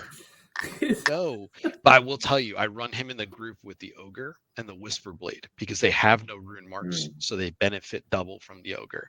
So basically, if the ogre, a lot of people try picking on the whisper blade, Dan, because they're not kind people in this world. Okay, and they'll try to shoot him down, and I'm like, okay, double react. He's on 4s. You're gonna reflect 2. He's got 15. He's alive. Oh, he can't move. Well, guess what? He's getting a free move, so I don't lose too much tempo by reacting. Yeah. And that's exactly what it's for. And it's towards him. So not only the important part is it's make a move towards him. So you get everybody back in the formation. Or you drag everybody. And you can be kind of like it's really kind with the way you move towards him as long as you're moving closer to him, right? So it's really essential. So you can go with the ogre warhol, shoot, then move, or move, shoot, Did you and then just get a free run one? move. I run one, and I'll never run Okay. more than that because I never want to paint another one again in my life. Awesome. I posted on Dan's Discord. It was pains. It came out gorgeous, but like it's painstaking. Yeah. That's the funny. trim, it's like Zinch on these guys. Yeah, I see they're it. as bad as Zinch. And then the last one from the Command Core box that I also think is pretty good is this stupid gargoyle mascot. It's Pokemon. just purely anytime you get 10 wounds for 50 points, lock it in. Lock it in, baby. Like, yeah, just lock it Pokemon in. Arcanite. Look at this guy going in. So 50 points for 10 wounds is just like always worth it. He still gets to react too. He can make the reactions off your dudes. Wow, Yep. Yeah. Beast Rune Mark, I've found that lately the fighters that have been coming out with the Beast Rune Mark have just been really powerful. I think they've been correctly pricing how much of a disadvantage the Beast Rune Mark is, just in terms of not being able to grab treasures. Maybe they've got some like terrain coming with doors, but not being able to go through doors. Depending on what board you're on, not being able to deal with doors can be like a really big, especially poor ogre. Sorry, total side thing. Gorger Maw Pack on the OG terrain. Because you know how like in the very original terrain, there's doors everywhere. Yeah. Gorger horrible. Terrain is like unplayable because they can't go through any of the doors. So I cannot believe they gave them all Beast Rune marks. Like, well, you can use a double to get them through a door. That's the most action economy I've ever heard in this day and age. Double, go through a door. We're playing an RP that you never anticipated of using doubles to go through doors. I think you guys need to get on the 2024 Warcry with me. Yeah, that makes sense. If Gorger Maw Pack had no rune mark or like no beast rune mark, and at those prices, they'd be unbeatable in treasure missions because of how fast they are and being able to charge. Like, it would just be a problem. You would have no way to deal with them on a treasure mission. So I get why they did it, because otherwise they would have had to give them way worse points. But either way, just everything released in the last like 3 months with the Beast Rune Mark, I feel like has been just costed really aggressively as it needs to be. I think my favorite faction when I started this game, it's no longer my favorite, but Khorne Demons, if their beasts were priced the way current beasts are priced, they'd be like a legitimately really good, maybe not tier 1, but like they'd be a really good faction. But unfortunately they're not. But new beasts are coming in like really aggressively pointed, and I think that's cool. I think having a couple beasts in every warband can be very worth it. All right, let me ask you this, and this is not cities related, but if you guys think that we're like an orphan year away from 4 I guess 3.0 for us, do you think that we're gonna get like a Tome of Champions or an updated points list that like maybe bring like Khorne doggos into like right price, like into kind of 2.5 standards? because a lot of these factions that are coming out right now, I consider them 2.5, you know, rather than just 2.0. Because even if you compare them to the Rotmeyer Creed and stuff like that, like those were great compared to 1.0, but the ones coming out now really feel like 2.5 to me. So there's sort of there's a complexity creep in design that is making the newer warbands just more powerful. I mean, one of the things, you know, we used to complain about is that there aren't enough abilities that you're excited to run, and they're changing that, which is great. But I agree with you. I think we kind of got our first hints at it with like Royal Beast Flayers coming out, you know, what was that, 9 months ago? And yeah, absolutely. And the new ones definitely have a different design sensibility than anything else that came before.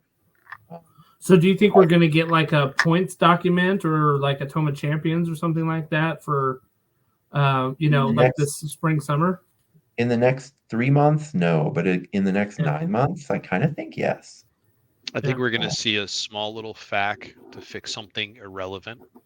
And then we're going to see, like the addition of the Death Gorge, because I need my new Cruel Boys in there. And then I'm with Dan. At first I was like, oh, we're gonna see it. It's the year. It's gonna be a big points update. You might see some stuff pulled, but I think they're gonna wait until a big compilation of next edition, and then hopefully we see it by 4th. Would be really we're awesome. missing. I mean, we're missing some new models out there, like with the orcs and a ton of models. New Seraphon and all that stuff, right? So I think they're going to give it to us like right when they're done giving us new models. So we've got this thing that they're going to show us at LVO, and then we've got 2 more mystery war bands, and then it's going to be like, hey, Warcry, you're going to have like a bit of a dry spell here. So here's some new points updates. Here's some new rules for you to chew over. I'm okay with that. I think that's to add on what you said, I know we're straying away from COS right now, but the design of the past like 4 or 5 bespoke warbands are so phenomenal and fun and engaging, and it makes me want to take them over Compendium. And I think that's a big step to the company as a whole. And most of them are playable in AOS, like the Monster Killers with Big Wog or Cruel Boys is a phenomenal unit to have. So that helps boost sales, which is another thing that's great, is the duality of being able to play in AOS and here, because that's what they care about. James Workshop told me so. And then he listens to the show. He does. He told me. He's a big admirer. It's good. He also, I mean, I think it's hopefully they come in this design like what you said. It's like almost like 2.5. I think that's really smart, and I think that's like pretty dead on, because this design, I hope it chokes out a lot of like just I'm gonna bring my like whatever, and it just keeps building all these awesome bespoke war bands like in Kill Team, and to the point where it's like, whoa, like you can take a 1-box Monster Killers and be completely fine in a local game store tournament, like no problem with it. You might not be like, if somebody rolls up with like a KO list, like you're not gonna have a great time, but like I think they're all like really, really, really fun with interesting abilities, and they're really in the right spot for the right design. Yeah, I agree. They've been doing a great job, for sure. Yeah, I grabbed 3 of the 4 that just came out. The 3 of the 4. Which one did you not grab? Did you not grab Gorgers? Wildercorpse. I didn't grab Wildercorpse just because aesthetically I didn't like them. And Gorgers I still haven't. Why do you hate puppies? Table, but why do I hate puppies, dude? Okay, we might have to cut this from the podcast. It's so far afield, but I just this last weekend took my daughter to a dog show, like American Kennel Club and everything. Okay. Right? Doing the stays in, stuff. Got it. And it's so cool. She was so into it because like you're walking around the floor. They have the little like stages in the middle of this big area. And then around the floor, like various dog toy vendors and dog treat vendors, and people are bringing their dogs. And there's 1,500 dogs in the building. I will tell you, I don't think of myself as being allergic to dogs. I like 9 out of 10 dogs I meet, I have no reaction. I don't even think about possibly being allergic. There was a showing of these like white fluffy dogs. Imagine a Burmese mountain dog, but half the size. And Aw. the owners, they're incredibly cute. A lot of the cutest dogs I've ever seen. A lot of really cute dogs from breeds I don't think of as cute, but once you actually groom them, they're super cute. The breeders had all like given them baths and were blow drying them to make them fluffier. And my daughter led me through the cloud of white fur in the air. Never gonna And recover. I'm telling Ruined. you, I am You're not done. allergic to dogs, but I never recovered. I didn't recover until I woke up the next day. Like Oh that's my when I was gosh. finally okay again. Yeah, get some Benadryl in you. That's Yeah. horrible. Dude, seriously. That's funny. So I imagine Dan now like painting these dogs, being like, "Achoo, achoo!" Like He's just like just Yeah, like right next to it. No, but like aesthetically, I wasn't super into them, and I don't really like ranged warbands. Yeah. I recognize they're powerful. I just don't. I feel like the game is at its most compelling when two people are fighting on board. I like having like one ranged sniper in my lists. I think that's really fun, but I don't Artillery's like when you are like correct to take a gun line. I don't like when that's the case. My first competitive warband I ever had was Skinks when Skinks were good in 1.0, Mhm. and it was not fun. I like regretted it terribly. Well, Dan, let me welcome you to the reaction of what we've just been talking about. So when people want to take these hunter Huanchi wannabes to the table and try to play dual crossbow spam or arbalaster spam, and all of a sudden they have 12 health getting Castle Wall. plinked. Yeah. Yeah. Keep them honest, Dan. That's what we're going to do here in the cities. We're going to keep them all honest. That's right. What I like so to wrap do up. with warbands is this Achillean King here, but yeah, that works too. All right. So yeah, to, let's so to wrap wrap up. Yeah. Sorry, go ahead. No, yeah, to you're wrap right.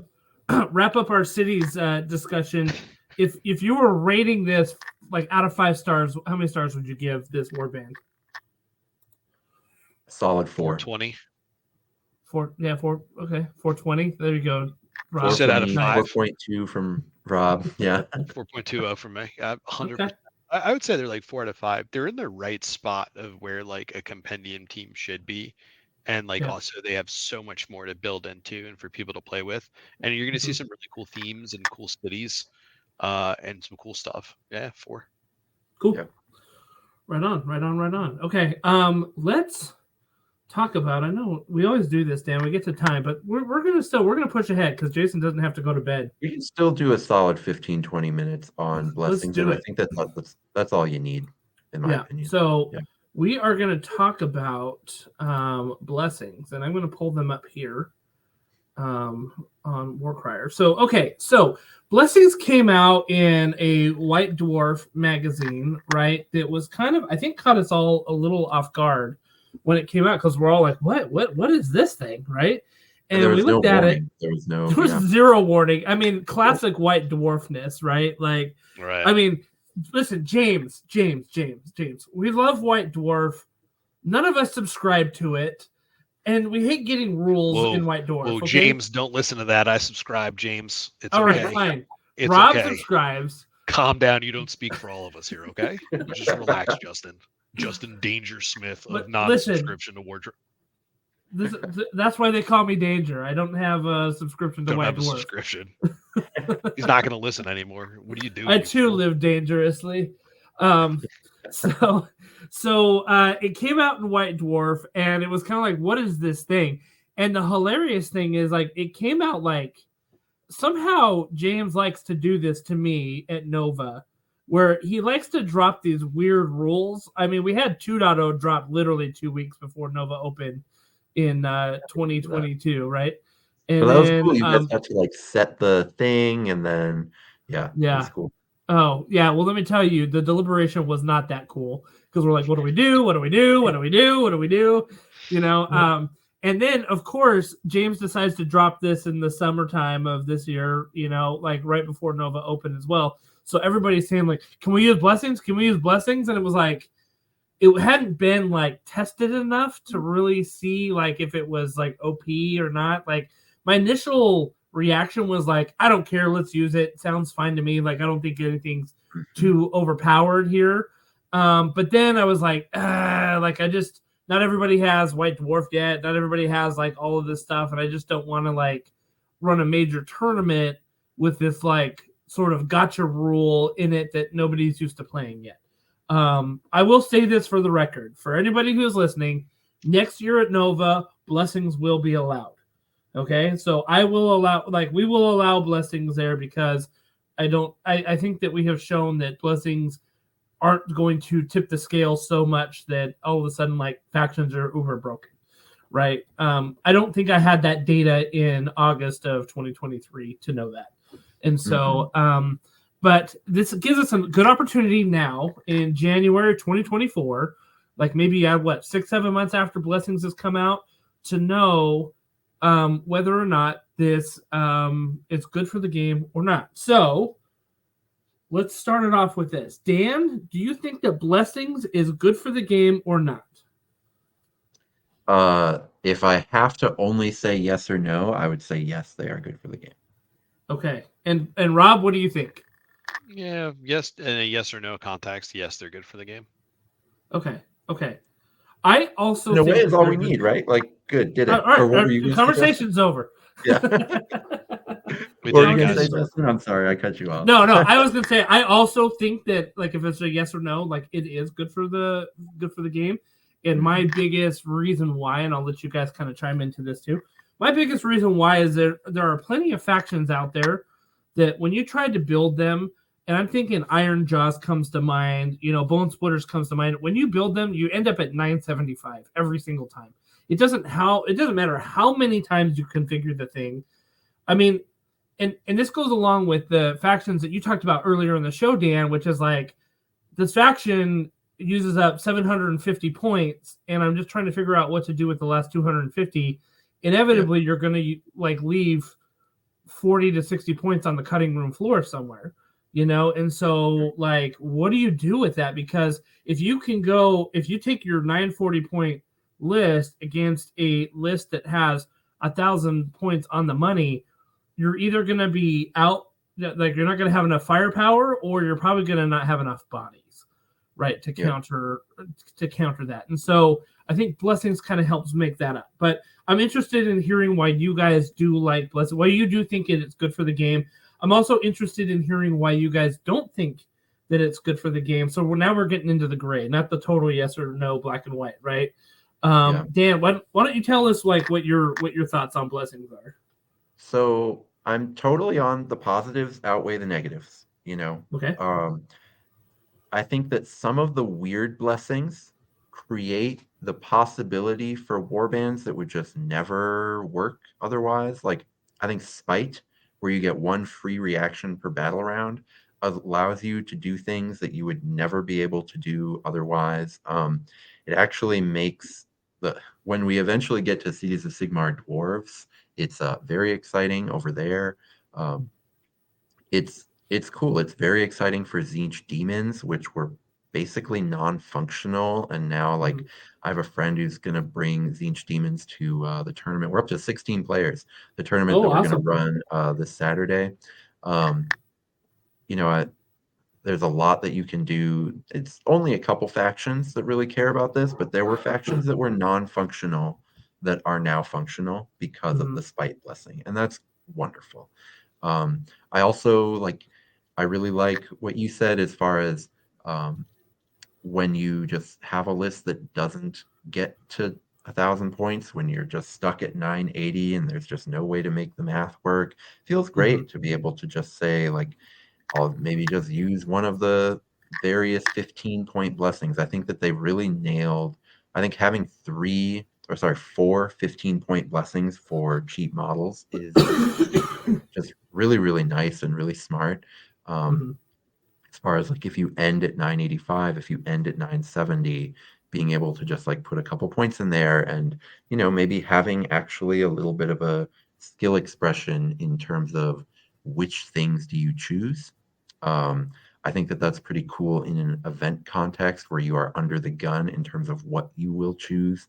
I think, something like TTS or sort of local game store leagues where you get to sit down and decide, for half an hour before the game. I think they're pretty bad in that context because you will choose the correct blessing every time, and that's any time in the game where you are guaranteed to get the right answer. I think we're in a problem space there, but I think that those are all good things. I would think the things that aren't good, I would say +1 attack Ogroid Myrmidons are as annoying as we all thought they might be. I think that +1 attack. I don't know if Gutlord. I assume Gutlords. I haven't played one. I haven't played against a +1 attack Gutlord, but I'm assuming if the Myrmidon is annoying at 295, I'm assuming the Gutlord at 310 is also just as annoying. Can confirm. It's really good. I'm running it in League right now. It makes things a laughing stock. Yeah. +1 move FOMO Crusher is absolutely oppressive in terms of, that thing. One of the things that balances it is that the base is hard to move around, but for 25 more points, adding one move to that base so it's on move 6, that like completely changes the game in terms of how you can position it. It becomes really annoying. I think the things that are the really good blessings are annoying, is what I would say. And that is the one negative. But at the end of the day, like, who cares if tournament players have an annoying exploit that we have to deal with? Like, that's something that we can figure out. But for everyone who's not trying to 4-0 a tournament, I think blessings have made the game better and more interesting. All right, Rob, what do you think? Well, I'm going to start with the negative first on one. The rich get richer, right? Like a 4-attack Gutlord for 310 just feels insane right now. It is because they were already good, right? They were already good, and then you're just like, well, let's just a little bit better. Talking about move, did you ever try a 4-move Mega Boss? Yeah. The Mega Boss on the charge. Oh yeah, hell yeah. That's listen. Got some thick dads in the business, And then guess what? We got the rich get richer, right? The one thing I think the pros heavily outweigh the cons, like you're saying. The one thing I love about it is it enables fighters that probably weren't able to be taken before. So the one I'm talking about in particular is Wielder of the Blade, the Night Haunt Bladeborn leader. And he had 2 attack profile, 5 strength, 3/6. He had some really good utility, but 2 attacks dog water for that, for 100, whatever it is, 80 points, 70 points, give it 25 points and it gets 3 attacks. And all of a sudden it's, a 6 flyer that moves around, just chopping little things down and doing some good work. It makes things like that. I know off meta did something with Hunters of Wanji where he just gave everything 4 extra wounds and it made them so horrifically annoying to deal with. So it enabled a weak army to or a mid-range army or whatever you want to say, mid-tier, to be a little bit more durable, which was really cool. There's a lot of skill expression in it, like Dan was saying. And like if you're doing Flexi Blessing, where you can go and recognize like, hey, they get a lot of chaff. I don't need extra toughness. I just need extra wounds. Or hey, but then there's sometimes like I think if you do build, I think the one bad thing too is it sets up a lot of traps for new players. Not everybody's a degenerate tournament player. And like I have from September's league till now, and also casual play, I think I have close to probably over 60 something games, which is unhealthy and unreasonable. And listen, it is what it is. I love this game, but I notice a lot of new people coming in, or when I'm teaching people and showing them the ropes, and like they're asking about blessings, like they want to add all these blessings like it's equipment from Kill Team. And it's really not how it works like that. And it ends up making them weaker until they figure out, or until they're told or taught that this is not what you should be doing. But as a fill slot, like I got 15, 20 extra points. It's pretty great. Sometimes I will build with a little bit extra points. Like when I was making the Wielder of the Blade, like, yeah, I'll leave the 25 points open for him. It's not a problem. But I'll never make a game plan around it, and I don't think casual or new players are going to really understand that, and they're going to end up hurting themselves and not understanding the game in its totality because they're worried about, can I give it an extra attack or not? So that's another. I was gonna ask, would you ever sacrifice a fighter for blessings? Only in a very rare case. Very niche rarely, but case. I would, yeah. I would in some cases, but very rarely. I've seen a lot of people do that and like in playtesting, and it just ends up worse all the time. Yeah. So the body would have to be very relevant to what I'm doing. But I rarely would give it up to be like, give my guys one extra crit. Like, no, I'll just take the extra activation. It's way more important. Right, exactly. And I think the fact that most blessings are actively making your warband worse was really, I think that's necessary from like a competitive point of view. I think it was really interesting when they were new. You know, the amount of times I wrote like 3 out of 4 lists with blessings are just bad. And people were just like, like I've said that a few times, and it gets a bit of a reaction, but it's becoming less and less true. People are figuring out the good ones. Yeah.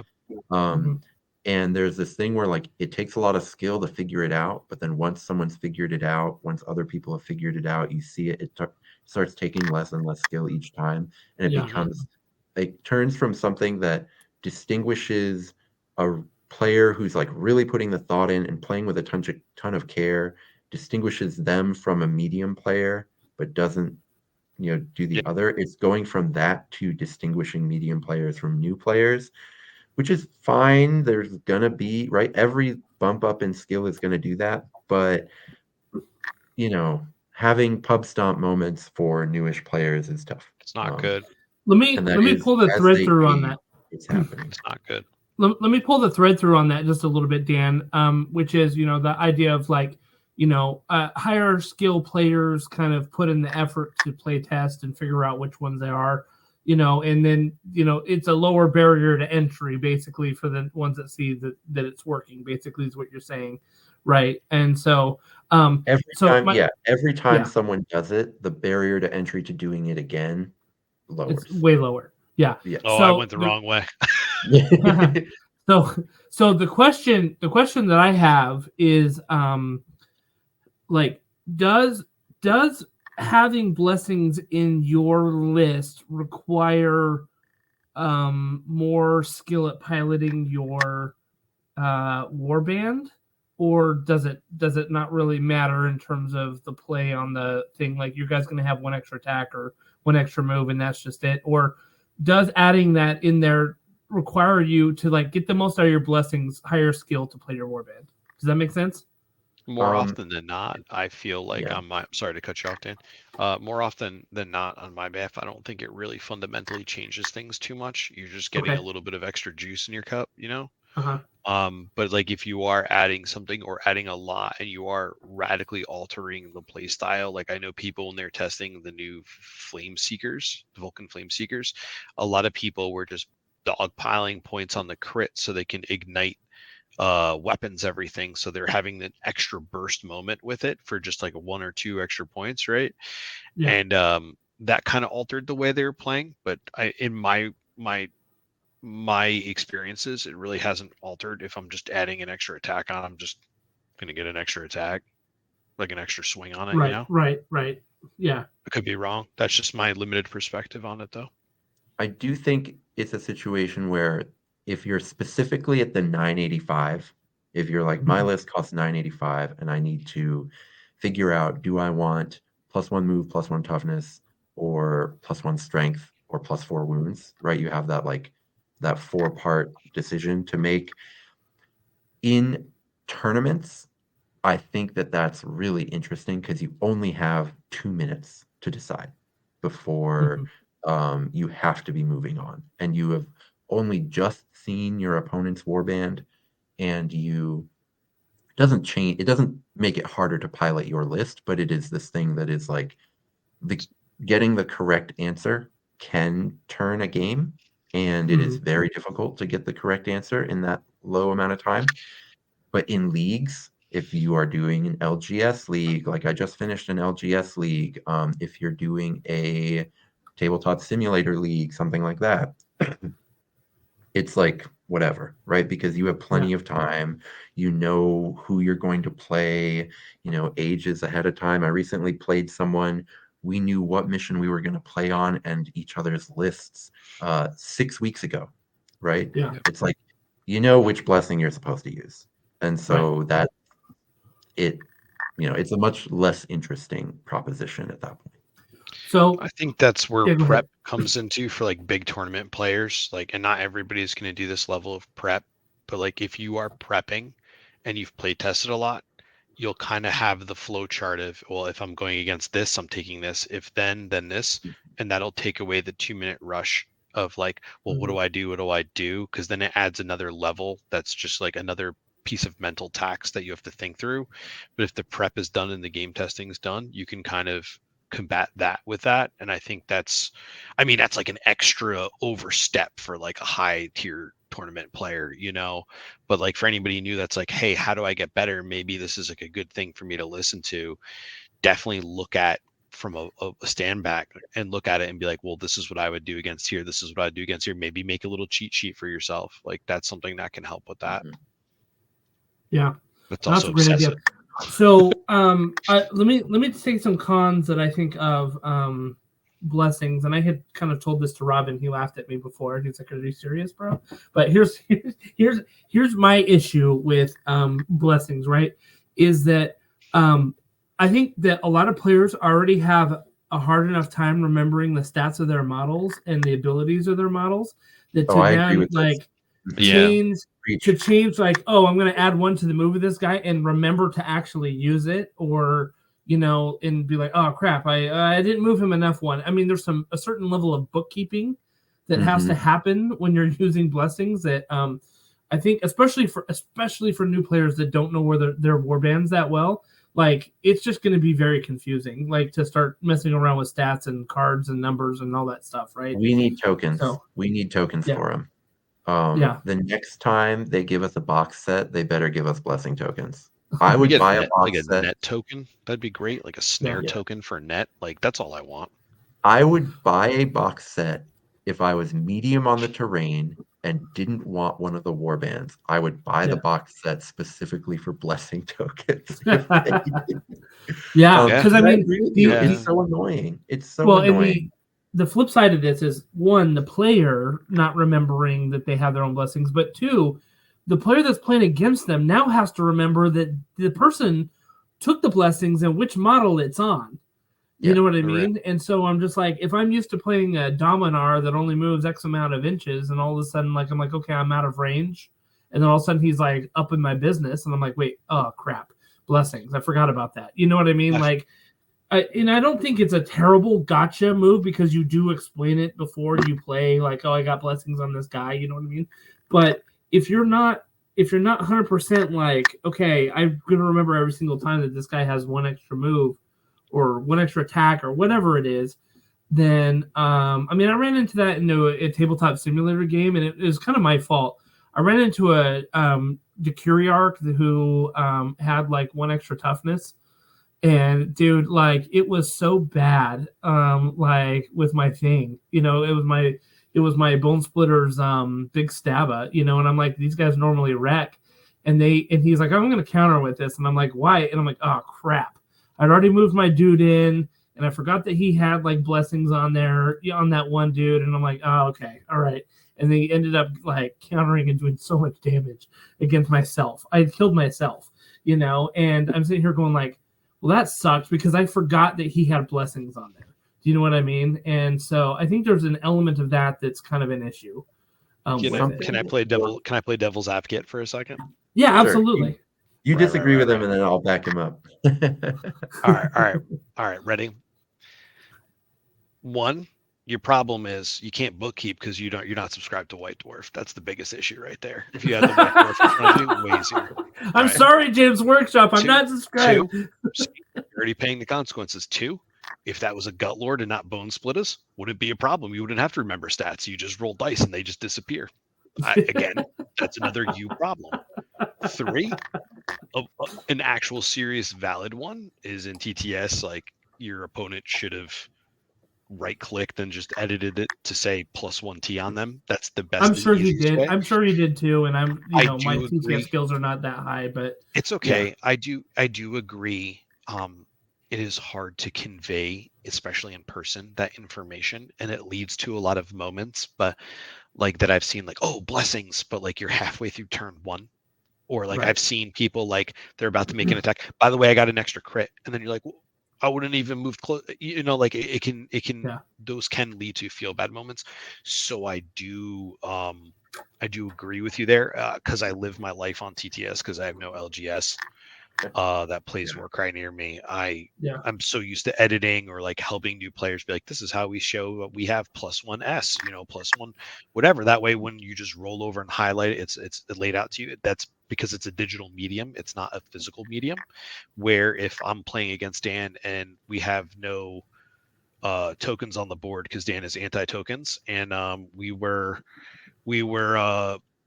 trying to convey what's going on, like it's so hard to be like, hey, I got +1 attack by the way on this, or I got +1 this, or I have to write it on a piece of paper, print it out, and give it to you to have a copy of mine so you can look back and refer. It's taking the simplicity out of what makes Warcry excellent, and it adds a little bit of a unneeded nuance to it, like unneeded level of difficulty.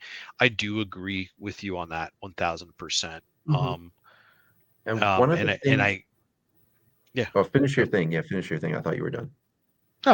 I completely agree with you guys on that. That's pretty much what it is. So here's a couple toys. And one of the things that I really agree with in a big way on Justin is, so these are 2 toys: is a Vanquisher Prime and the Fiend Blood boss, Slakehorn. And you can see the Slakehorn is just a little bit bigger than the Vanquisher Prime. And what do you know? He is just a little bit better at fighting than the Vanquisher Prime. And Warcry is so well designed like this.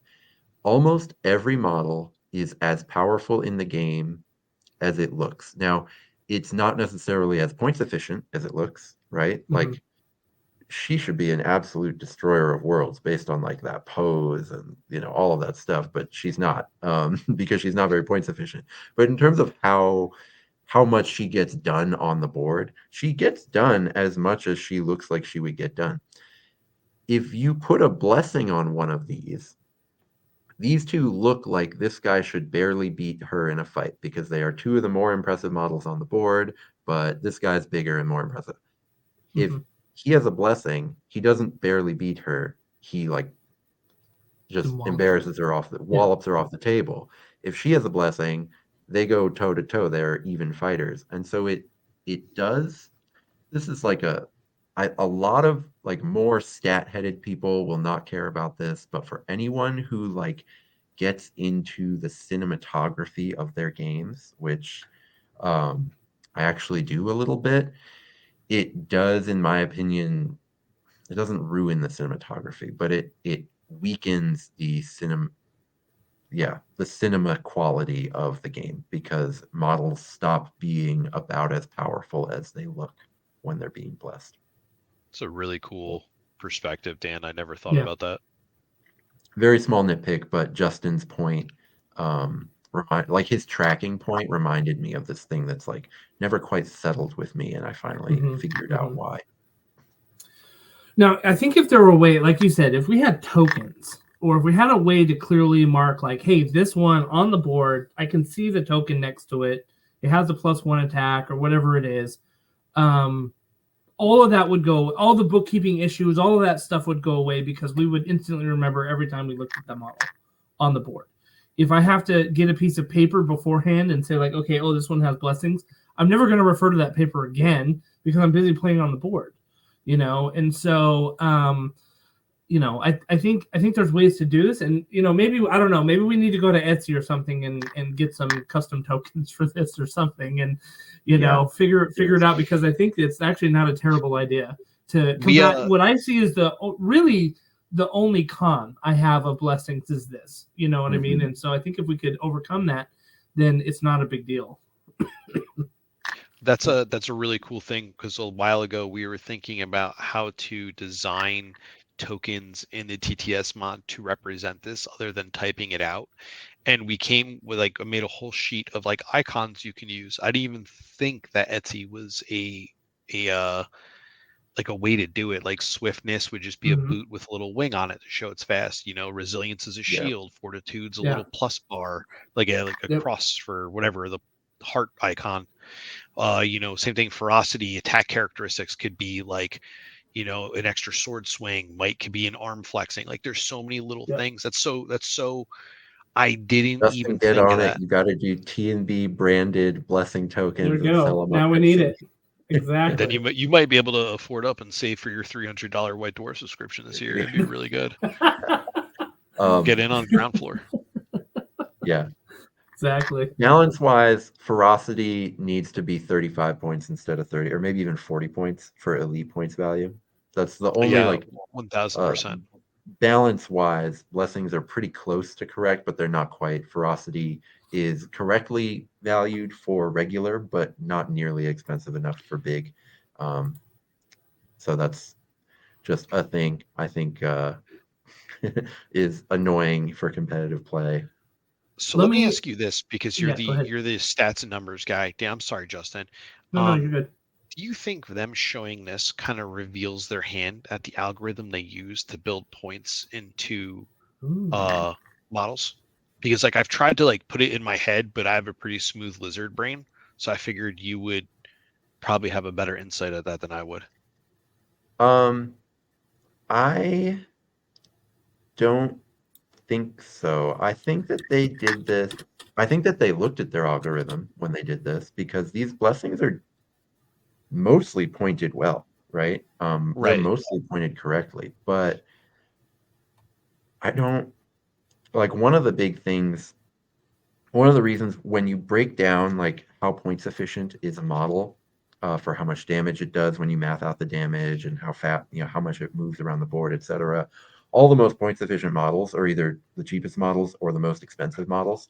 And it's because that they don't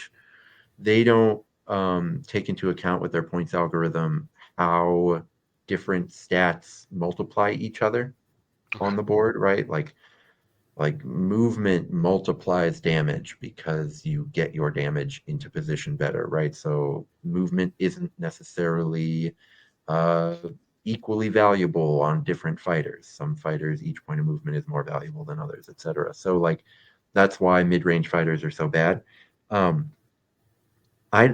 I don't think that their algorithm accounts for that, whereas this technically does with their attempt at like doing it by wounds. But it also definitely means that there are like major winners and major losers of these blessings. Like I do think one cool thing about it is that like bespoke leaders are a bit of a winner because they're all 22 points, 22 wounds or less. I think that that's why they chose 22 wounds as the cutoff. Is because that's the bespoke leader cutoff. So that's kind of cool, but it does make like weird losers out of it too. Like, I was thinking about the brute boss with Boss Choppa recently because I just got weird brute Rekkas. They like fit perfectly for being brute bosses because they're just like slightly chunkier brutes. And I was just like looking at that profile of 3636 and just thinking like, man, that's just big. Like it needs a blessing to be good. But then if you're for me to really want it, but then if you're going to do that, you may as well just take a mega boss and bless the mega boss because it gives really certain dudes have certain points that just don't line up with what they need. I do agree with that.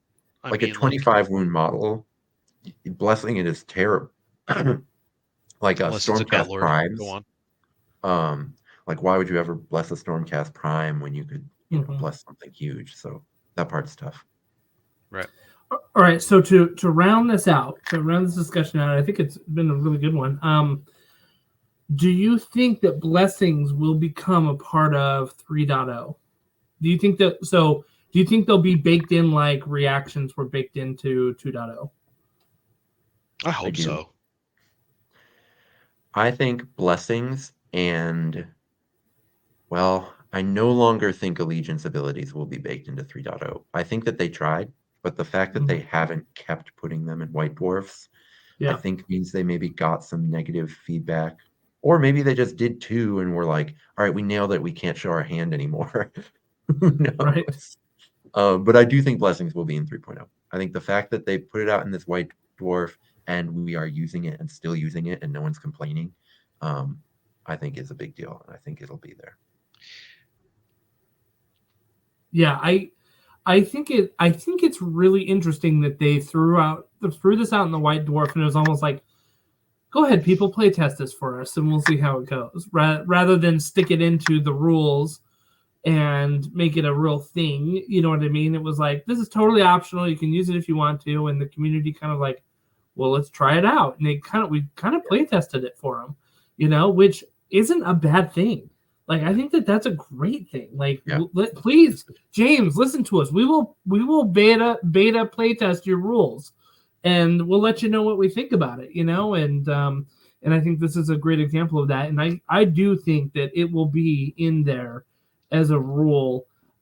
They may list it as an optional rule still, right? But it will be right there alongside the rule set that you can get in any core rule book. So you won't have to go digging for it in a white dwarf article, you know. And speaking of reasons to subscribe to White Dwarf, I really wish that they would keep putting in new allegiance abilities in White Dwarf, because the one game I had of Idoneth Deepkin versus Gloomspite Gitz, with both of us playing our allegiance abilities, was so cool. The Gloomspite one was incredible. Like the gameplay out of the Gloomspite one was so awesome.